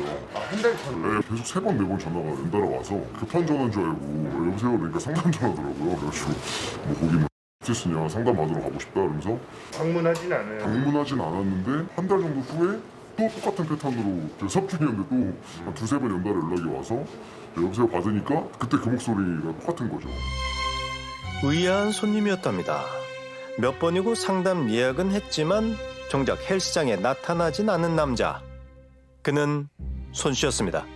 근데 갑자기 뭐 마치 또 알아보는 것처럼 저한테 전화를 하더라고요. 아니 아까 오늘 2시에 상담 오시기로 하신 분 아니냐. 뭐 갑자기 막 버벅거리면서 그때는 제가 뭐 개인 사정이 있어서 못 갔는데요 이러면서 동서를 가로지르며 넓은 서울에서 연우 씨가 다니는 헬스장을 어김없이 찾아오는 남자. 우린 남자와 어렵게 전화 연락이 닿았습니다. 여보세요. 네, 되시나요? 누구신가요? 그 SBS 궁금한 이야기 Y 제작팀인데요. 헬스장 다니신 적 있으시죠? 아니요. 무슨 헬스장? 계속 이제 스토킹을 하신 걸로 저희가 알고 있어서. 저 죄송한데 그 관련된 이야기는 과거 이야기가 끝났거든요. 안 끝났잖아요. 그 헬스장 하나만 있는 것도 아니고. 여러 군데가 있었는데 우연이었나 봅니다. 우연이라고요? 네.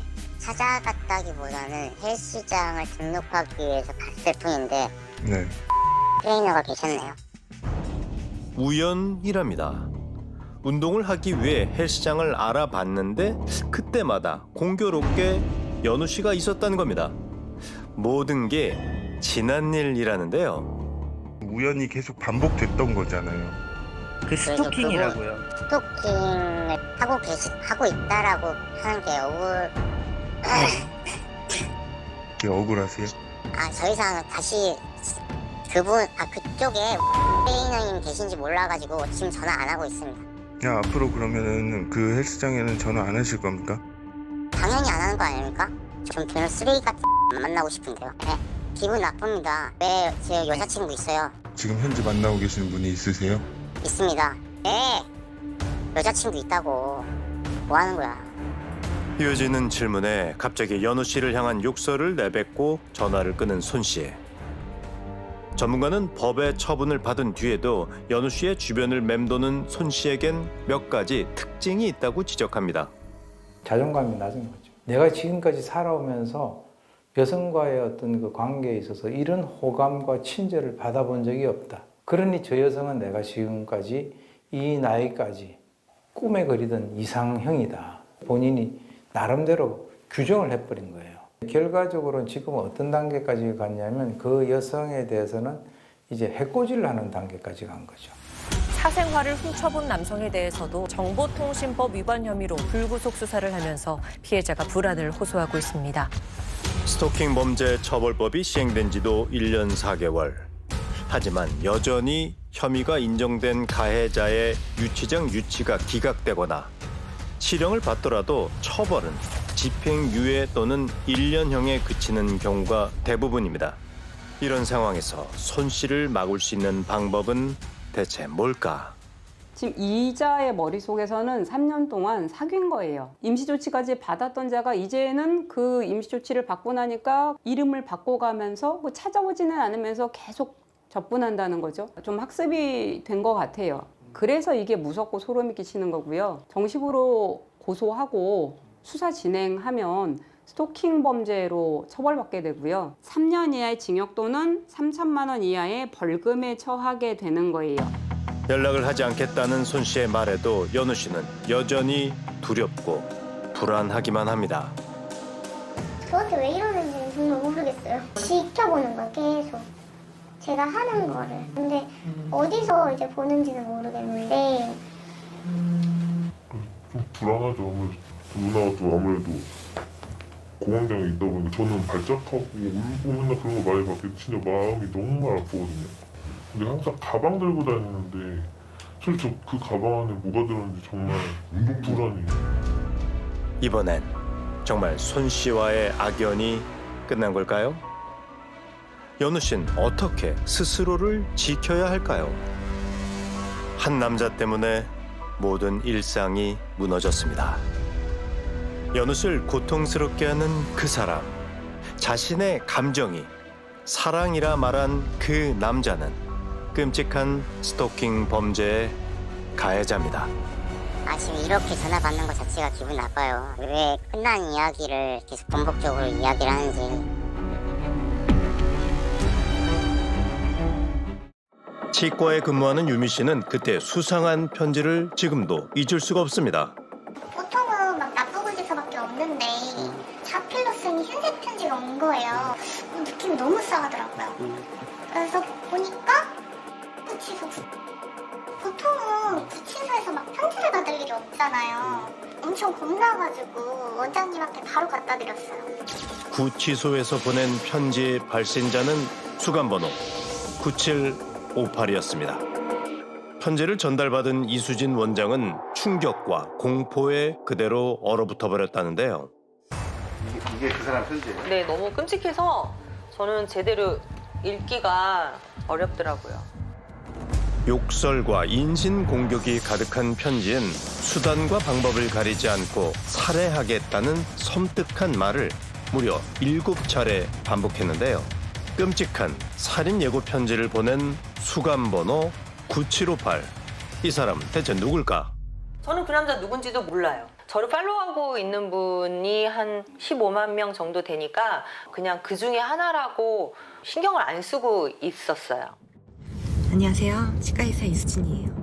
개인 SNS를 통해 15만 명에 달하는 구독자와 일상을 공유하고 있는 치과의사 수진 씨는 여러 방송 프로그램에도 출연해 자신의 얼굴을 알렸습니다.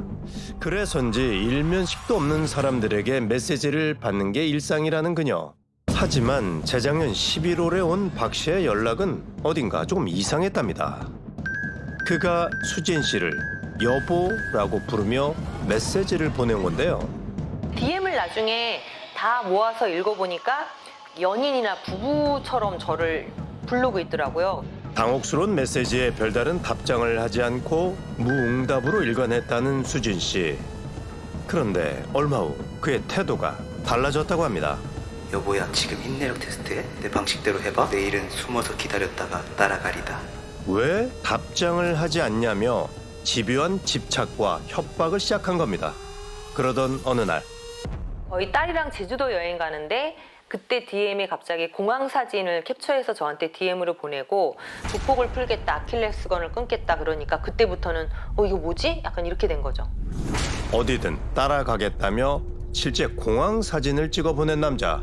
섬뜩한 일은 여기서 끝나지 않았습니다. 며칠 있다가 아침에 출근하는데 저희 딸이 울면서 전화가 온 거예요. 그 사람이 고향인 납골당 주변을 다 훼손하는 그 영상을 우리 딸한테 보낸 거죠. 반려묘 납골당을 찾아가 훼손하는 영상을 찍어 딸에게까지 보내며 협박을 시작한 박 씨. 결국 수진 씨는 지난해 5월 박 씨를 스토킹 혐의로 고소했습니다. 하지만 법원의 판단은 그녀의 기대와 달랐습니다. 구속영장을 기각한 건데요. 언제 남자와 맞닥뜨릴지 모를 상황에 또다시 놓이게 된 수진 씨. 문제는 박 씨 때문에 두려움을 떠는 사람이 수진 씨만이 아니었다는 점입니다. 너무 소름 끼치고 무서웠죠. 지금 이수진이랑 같이 있냐, 지금 거기 있는 곳으로 가겠다, 뭐 이수진은 내 거다, 이런 식으로 했던 것 같아요. 우리 딸도 되게 무서워했어요. 그래서 전기 충격기도 사고 그랬었어요. 얼마나 끔찍하겠어요. 저도 거의 돌지경이에요. 공황장애 약 먹고 있고 신경정신과 다니고 있어요. 저도. 6개월간 박 씨가 수진 씨의 가족과 지인들에게 보낸 메시지는 무려 1000여 건에 달했는데요. 직접 찾아가겠다는 메시지를 보낸 남자는 며칠 뒤 정말로 그녀 앞에 나타났습니다. 저를 되게 친한 사람처럼 야 수진아, 이수진 이렇게 부르는 거예요. 너무 무서워가지고 사람이 많은 골목으로 제가 막 뛰어내려갔어요. 끔찍한 대면이 있은 뒤에야 박 씨는 스토킹 혐의로 구속될 수 있었습니다. 그는 왜 이토록 끈질기게 수진 씨에게 집착한 걸까? 피의자 박모 씨 측에서는 이수진 씨가 본인한테 로맨스 스캠 사기를 시도했던 사람인 줄 알고 스토킹을 했다. 수진 씨가 박 씨에게 호감을 산 뒤 돈을 갈취하는 일명 로맨스 스캠 사기를 저질렀다는 겁니다. 그런데 실제로 이수진 씨가 로맨스 스캠 그런 걸 한 사진은 전혀 없고요. 불상자가 이수진 씨 사진을 도용한 걸로 확인이 됩니다. 작년 10월 박 씨가 징역 1년을 선고받으며 끝나는 듯 보였다는 그와의 악연. 그런데 수감 중이던 남자가 돌연 협박 편지를 보내온 겁니다. 편지 내용을 살펴보면 박 씨는 여전히 수진 씨를 로맨스 스캠 사기꾼으로 여기는 듯합니다. 그는 왜 혼자만의 오해를 하며 수진 씨를 협박할까? 우린 구치소에 수감 중인 박 씨의 입장을 직접 들어보기로 했습니다. 면회 신청에 흔쾌히 응해준 남자 역시 참으로 하고 싶은 말이 많아 보였는데요. 수진 씨한테 왜 그러셨어요? 그분이 더 잘할 텐데 왜 저한테 물어보세요? 그 여자가 먼저 시작한 거예요. 전 그냥 억울하다고요. 뭘 먼저 시작해요? 뭐든지 다요. 그래서 내가 여기 있잖아요. 안 그래도 억울하게 들어와 있는데. 수진 씨가 본인한테 정말 로맨스 스캠을 시도했다고 생각하세요? 네, 맞으니까요. 경찰이 수사했는데 다른 사람이 수진 씨 사진을 도용해가지고 그런 거라고 하던데. 그건 그쪽 생각이고요. 난 정말 억울하다고요. 편지도 짜증나서 보낸 거라고요. 여전히 자신은 로맨스 스캠의 피해자며 모든 게 억울하다고 대화를 마친 박 씨. 남자는 대체 어떤 사람일까? 박 씨의 가족을 만나 그에 관한 얘기를 좀 더 나눠봐야겠습니다. 어머니 안녕하세요. 저는 그 SBS PD예요. 그 지금 우리 아드님 구치소 있잖아요. 말씀 좀 나누고 싶어가지고 왔거든요. 그냥 너무 예뻐갖고 멀리서 봤다고. 나도 지금 이해를 못하겠어. 왜 어떻게 해서 서떡구가 된 건지. 그리고 장난기가 심해요 원래. 어머니 뭔가 제가 보기엔 조금 잘못. 아니요, 잘못한 거 아니에요. 근데 얘가 살인을 했어요? 그 사람을 손목을 잡았어요? 피해본 거 있어요? 지금 이 사람은 더 불안에 떨고 있고. 불안이 떨고 하나도 없다고 이야기해요. 잘 따뜻하게 주고 일하면 절대 안 괴롭혀요. 이런 식으로 해버리면 그 애가 더 걱정이 생기지. 나이도 있고 외로울 거 아니에요. 아들이 수감된 게 수진 씨 때문이라며 피해자를 탓합니다. 어머니 이게 그 아드님이 보낸 편지거든요. 한번 읽어보세요. 이 내용이 어떤가. 욕설과 협박이 가득한 편지 내용을 확인하고서야 잠시 말을 잃은 그의 어머니. 무섭잖아요 그분은. 1년 뒤에 나와서 죽인다니까. 근데 사람 벌거지 한 마리도 못 잡는 애예요 걔가. 내가 목숨 걸고 맹세한다 그래요. 절대 그럴 일 없이 그냥 안심 푹 내리고 잠자라고. 절대 신경 쓰지 말고 더 이상 우리 애 괴롭히지 말아 그래요. 절대. 자신이 아는 아들은 누굴 괴롭힐 성격이 아니라며 우리와의 대화를 마친 박 씨 어머니. 그렇다면 이웃들의 생각은 어떨까요? 공격적이에요. 의식이 마음에 안 들면 여기 길에다가 막 내동댕이 치고 가고 기분이 나쁘면 막대예요. 그래도 저 사람 무섭다 이렇게 생각하는데. 깜빡 갔나? 지나가던 차들 막 붙잡아갖고 싸우고 막 자기 쳤다고 돈 삥 뜯고 막 그랬다고 그런 것 같은데? 저 남자들한테는 피해를 안 끼치니까. 그럼 어떤 여자들한테만 그러겠죠. 아무래도 연약하니까. 유독 힘이 약한 여성과 노인에게 공격적이었다는 박 씨. 박 씨가 살인을 예고한 상황에서 그의 어머니 주장대로 수진 씨는 정말 안심해도 될까? 우린 그동안의 취재 내용을 조심스레 수진 씨에게 전달했습니다. 면접 면회하고 왔어요. 아, 네네네. 선생님이 어쨌든 로맨스 스캠을 했다고 생각하는 거 아니에요? 아니라고 다들 얘기해줬을 거 아니에요, 여태까지. 수사하면서. 내년 3월에 풀어주겠다고 하는 게 아무 대책이 없잖아요. 죽어야지 내가 수사를 하지 이거잖아요. 죽임을 당할 때까지 기다리라고요. 사실 사건을 담당한 경찰 역시 박 씨의 주장이 당혹스럽기는 마찬가지랍니다. 이수진 씨가 로맨스 스캠 가해자가 아니라는 거는 피의자도 진즉에 인지를 했던 사안이에요. 그러니까 로맨스 스캠이 있었다, 없었다는 핵심이 전혀 아니고 박모 씨가 계속해서 일방적으로 문자하고 카톡하고 협박하고 직접 찾아가기까지 한 게 핵심인 거죠. 경찰 조사 당시에도 수진 씨가 로맨스 스캠을 저지른 가해자가 아니라는 걸 박 씨도 알고 있었다는 겁니다. 그런데도 수진 씨를 원망하고 협박하는 게 이상하다는데요. 범죄심리 전문가는 박 씨의 주장에 주목할 점이 있다고 지적합니다. 다른 사람이 이 사람을 도용했다라고 하면 그걸 받아들이고 수용을 해야 되는데 이 사람은 그걸 받아들이고 수용하고 싶지가 않은 거예요. 재범을 벌일 가능성은 충분히 있다라고 봅니다. 왜 그러냐면 그러니까 자기가 이제 믿고 싶은 대로 믿는 걸 우리가 확정 편향이라 그러는데 그 믿음에서 비롯되는 행동이라는 것은 거침없을 수가 있다는 거죠. 박 씨의 범행이 끝나지 않을 수 있다는 섬뜩한 경고. 그럼에도 관리 감독 시스템이 허술하다는 지적도 있습니다. 근데 이제 스토킹 범죄 피해의 핵심은 서로 만나지 않는 거예요. 혹시 GPS 추적 장치 들어보셨어요? 둘 사이가 가까워지잖아요. 경보가 울리는 거예요. 일단 안전한 곳으로 피할 수 있겠죠. 미국에서 30년 전에 이 제도를 도입했고 단 한 명도 다시 공격당하지 않았다. 우리나라는 그게 없어요. 그냥 접근금지 명령을 해놓고 우리가 명령을 내렸으니까 순순히 따라주기를 그냥 기대하고 있는 거예요. 아무런 장치도 없이. 설마 하는 안일함 속에 잔혹한 비극은 반복되어 왔습니다. 용의자는 피해자를 스토킹해오던 전 직장 동료였는데 법원 선고를 하루 앞두고 범행을 저질렀습니다. 오래전부터 스토킹 해왔던 걸로 드러났습니다. 그리고 우리와의 접견을 끝내기 직전 박 씨는 의미심장한 얘기를 들려줬는데요. 현재 쓰신 대로 나오는 대로 해코지 하실 거예요? 아직 모르겠는데요. 그건 제가 알아서 할 일이고요. 협박 편지를 보낸 혐의로 10개월의 형이 추가된 박 씨. 하지만 지난 17일 그는 억울하다며 법원에 항소장을 제출했습니다.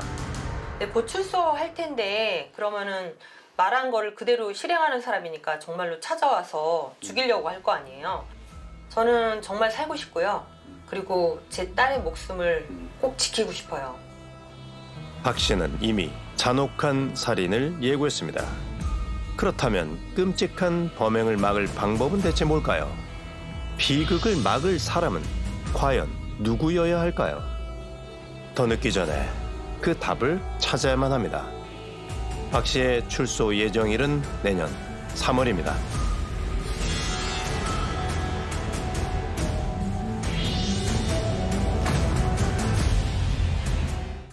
무수한 사람들의 평범한 일상이 오가는 지하철역.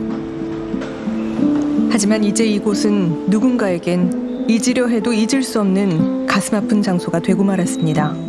통제 중인 여자 화장실 앞에서 잠시 망설이는 재승 씨. 딸이 있던 곳을 보고 싶어서 왔어요. 지난 14일 딸은 차가운 화장실 타일 위에서 목숨을 잃었습니다.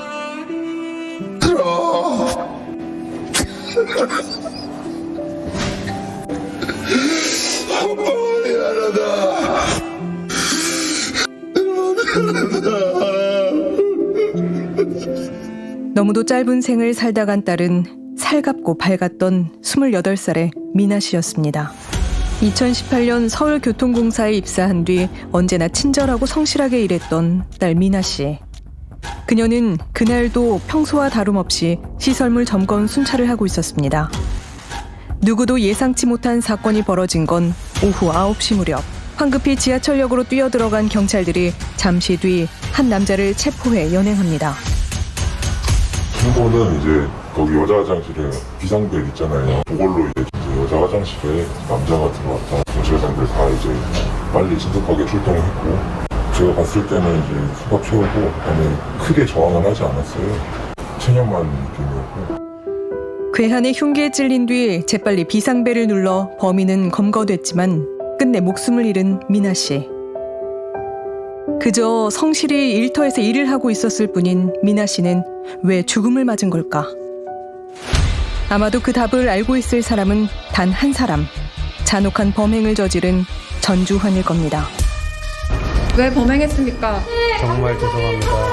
죄송하다는 말씀 말고 해줄 말씀 없으십니까? 제가 진짜 미친 짓을 했습니다. 그는 이틀 전 특정범죄 가중처벌법상 보복살인 혐의로 검찰에 송치됐습니다. 전주환과 미나 씨의 악연이 시작된 건 지난 2019년. 2018년 12월 31일자로 입사했습니다. 같은 역에서 근무는 안 하셨고요. 입사 이후 2년간 350차례에 걸쳐 만나달라고 연락하며 스토킹하는 전주환을 경찰에 신고한 뒤 법정 다툼을 이어오고 있었던 미나 씨.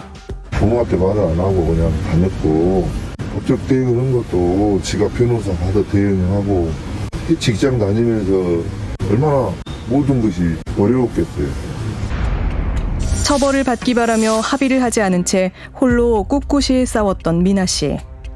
하지만 1심 선고재판 하루 전 그녀는 입사 동기이자 스토커에게 살해당했습니다. 사건 당일 전 씨는 매우 많은 곳을 찾았습니다. 동네 현금 인출기에서 1,700만 원을 찾으려다 실패한 그는 오후 2시 30분 무렵 양면 점퍼를 입고 위생용 모자와 장갑, 흉기를 챙겨 집을 나섰습니다. 오후 3시 무렵 증산역으로 향한 그는 휴가 중인 직원이라고 거짓말을 한 뒤 내부망에서 미나 씨의 거주지를 검색합니다. 한참을 기다려도 미나 씨가 나타나지 않자 구산역으로 자리를 옮긴 전 씨는 이번엔 미나 씨의 근무 정보를 확인합니다. 야간 근무를 한다는 정보를 알아낸 그가 신당역으로 장소를 옮긴 시각은 저녁 7시 무렵. 그 뒤 역사 의자에서 1시간 10분 정도를 기다린 전 씨는 미나 씨가 순찰 돌기를 기다렸다가 준비해온 위생모를 머리에 쓰고 잔혹한 범죄를 저질렀습니다. 자신이 중형을 받게 된 게 다 피해자 탓이라는 원망이 생겨 범행했다고 전 씨가 진술했다고 경찰은 밝혔습니다. 내가 만약에 그 다음날 선고가 돼서 뭐 거기서 법정 구속이라든가 들어가게 된다면 복수할 수 있는 그런 기회가 없어질 수 있다라고 하는 그런 그 심리적인 조급함, 이것이 상당히 마음속에 자리 잡고 있었을 가능성이 높다는 거죠.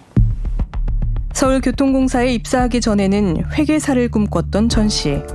우린 그가 근무했던 회계법인을 찾아 남자에 관한 얘기를 들어보기로 했습니다. 노트북도 돌려받고 인수인계하는 과정에서 알게 된 거죠. 웹하드에 음란물 같은 걸 업로드해서 경찰에 조사를 받고 있다고 하더라고요.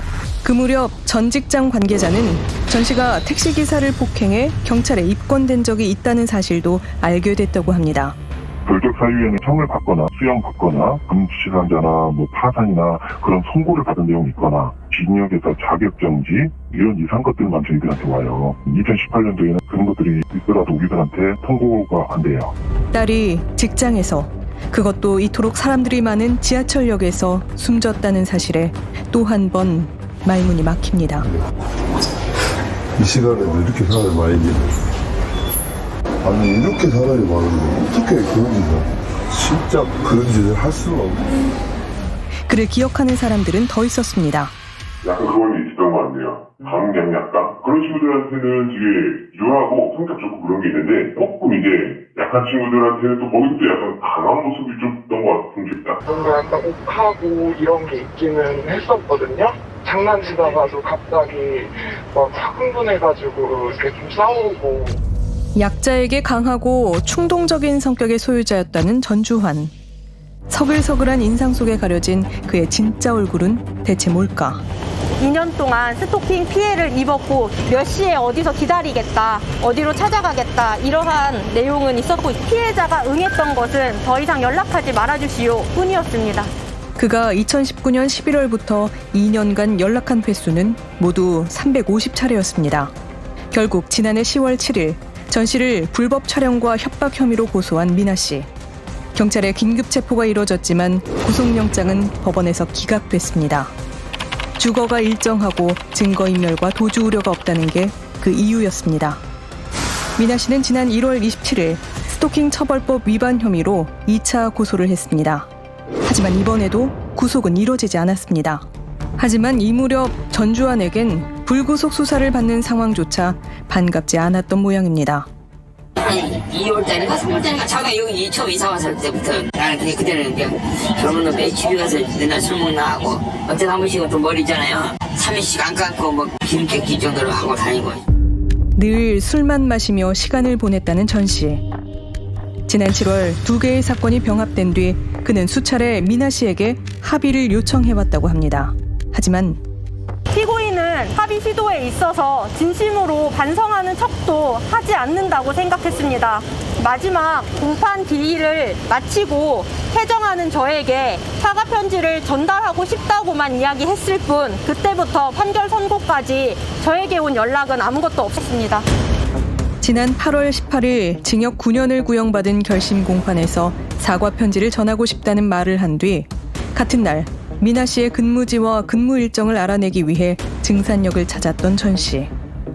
이것은 아주 치밀하게 준비를 한 전형적인 계획 범죄라고 볼 수 있는데 스토커 관련 법에 의하면 이 반의사 불벌죄로 돼 있단 말이에요. 만약에 고소를 취하게 되면 그 공소권 자체가 없어지거든요. 그러니까 저 사람이 고소를 취하 안 해줘서 결국은 검찰에서 9년을 구형을 했다. 나는 인생 망했다는 거죠.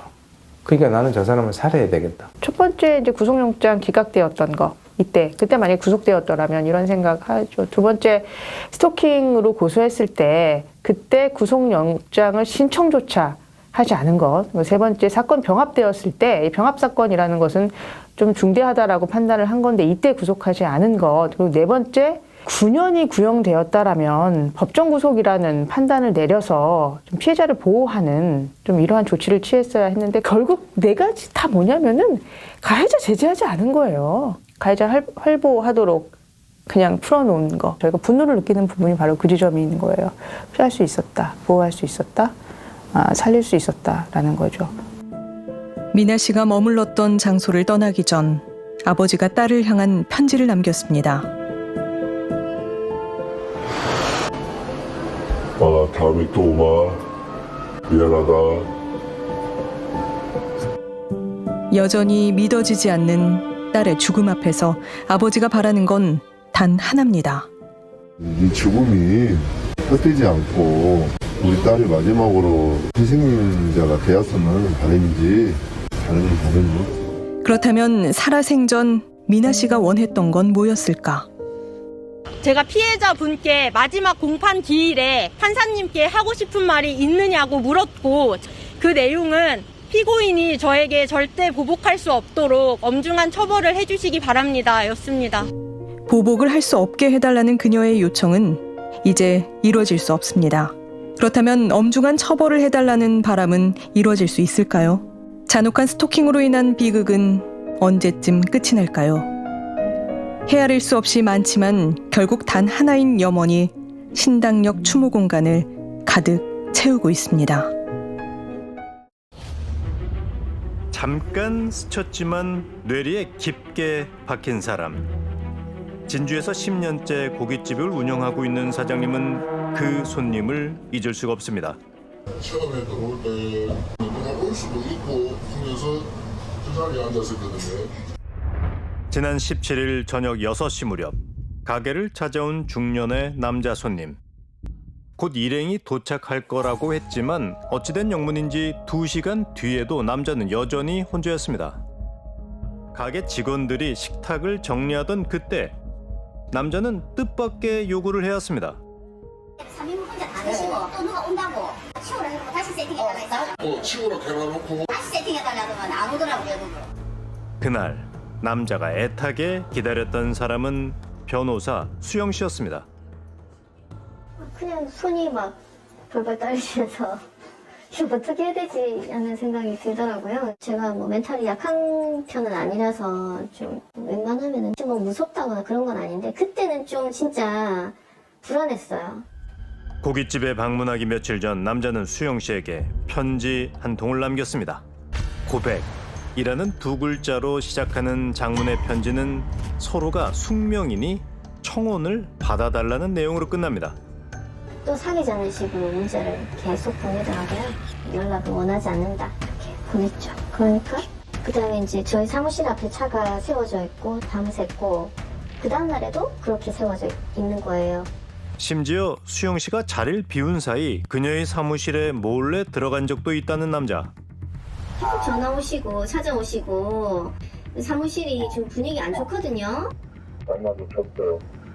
죄송합니다 하여튼. 앞으로 전화하지 마시고 또 찾아오지 않았으면 좋겠어요. 보고 보면 상황 봐서 사실. 상황 봐서? 네. 그럼 찾아오시겠다는 거예요? 그건 모르죠. 나중에 통화할게요. 아니 전화하지 마세요. 고깃집에서 기다리는 내내 수영 씨에게 협박성 문자 메시지를 보냈던 남자. 하지만 수영 씨에게서 답이 없고 가게 영업이 끝나자 그는 다른 곳으로 발걸음을 옮깁니다. 그는 이곳에서도 수영 씨를 기다렸습니다. 그 사람이 혼자 왔더라고. 술이 좀 됐어. 뭐 술 드릴까요? 그러니까 누구 기다린대. 이번에도 역시 일행이 도착할 예정이라고 말한 그는 이날 밤 수영 씨에게 10차례 전화를 하고 쉬지 않고 문자 메시지를 보냈습니다. 그런데 그 다음날 아침까지 제가 계속 무반응이었죠. 그랬더니 제가 아침에 이걸 보고 너무 놀래가지고 완전 시끄럽죠. 완전 자다 벌떡 일어났어요. 다음날 남자는 낮 12시까지 자신을 만나주지 않으면 불을 지르겠다며 한 손에 경유통을 들고 수영 씨의 사무실에 찾아왔습니다. 2014년에 이 당사자를 이제 제가 국선 변호를 하면서 이제 알게 됐죠. 출소하고 난 이후에 연락이 온 거죠. 그 재판을 재심 신청을 하고 싶은데 제가 재심을 하려면 새로운 증거가 있어야 되는데 있냐고 하니까 없대요. 그때부터 계속 전화가 와서 좀 이제부터는 심각하구나, 이제 본격적으로 스토킹이 되겠구나 이렇게 생각을 했고, 지난 2014년 국선 변호를 하는 과정에서 남자를 처음 만났다는 수영 씨. 같은 해 우리 역시 교도소에 수감 중인 남자를 만난 적이 있습니다. 특별히 뭐 할 말 없어요? 할 말이 없다는 짧은 말만 남기고 자리를 떠났던 남자는 여씨. 그의 죄명은 살인 미수 및 상해죄였습니다. 미리 준비한 흉기로 동료를 공격했던 여씨. 피해자 박기준 씨의 머리에는 무려 8cm의 부러진 칼날이 꽂혔습니다.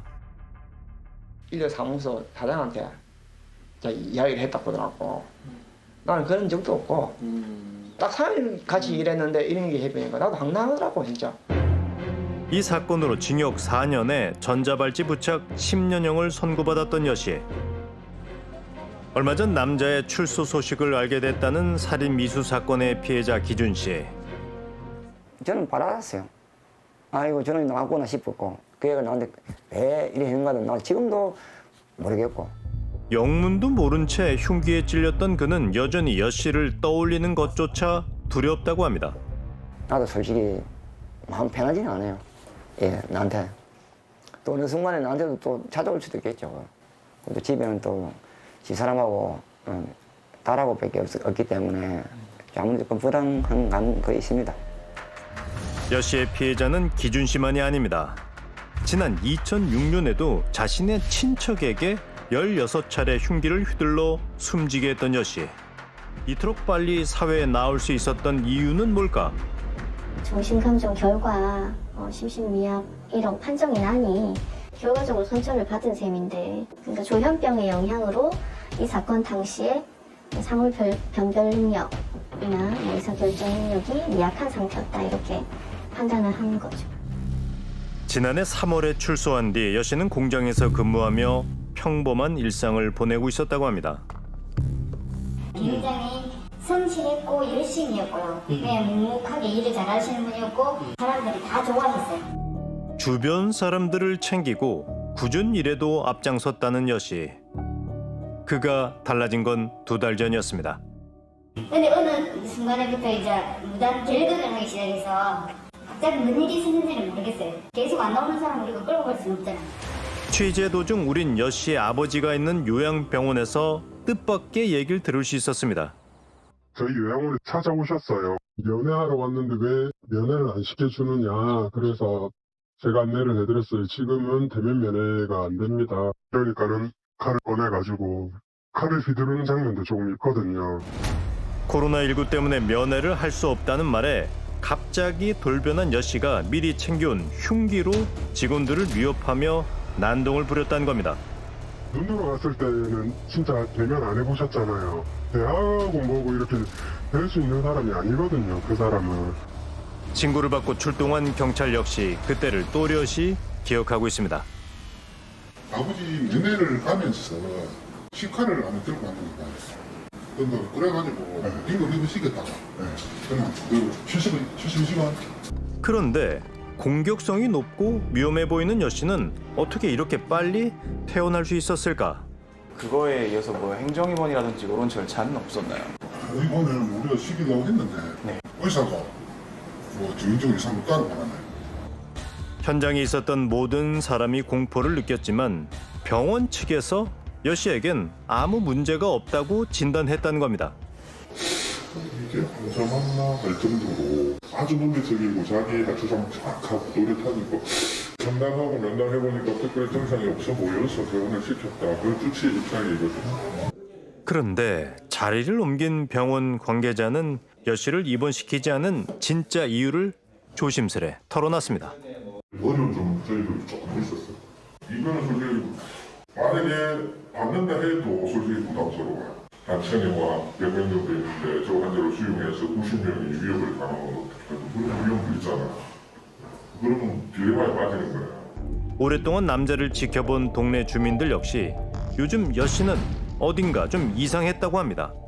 괜찮아. 지금 반갑게 얘기했었고 이것도 잘하고 평상시에 좋았는데 갑자기 그렇게 찍어. 갑자기 무서워 좀 무서워. 그래 찍고 싶고 평상시에는 와서 말도 잘하고 인사도 잘하고 그러는데 그때는 내가 그래도 대답도 잘 안 하고 인사도 잘 안 하고 그랬어요. 어찌 한 달 만에 이렇게 사람이 180점 바뀔 수 있는지에 대해서 좀 저는 놀랬었죠.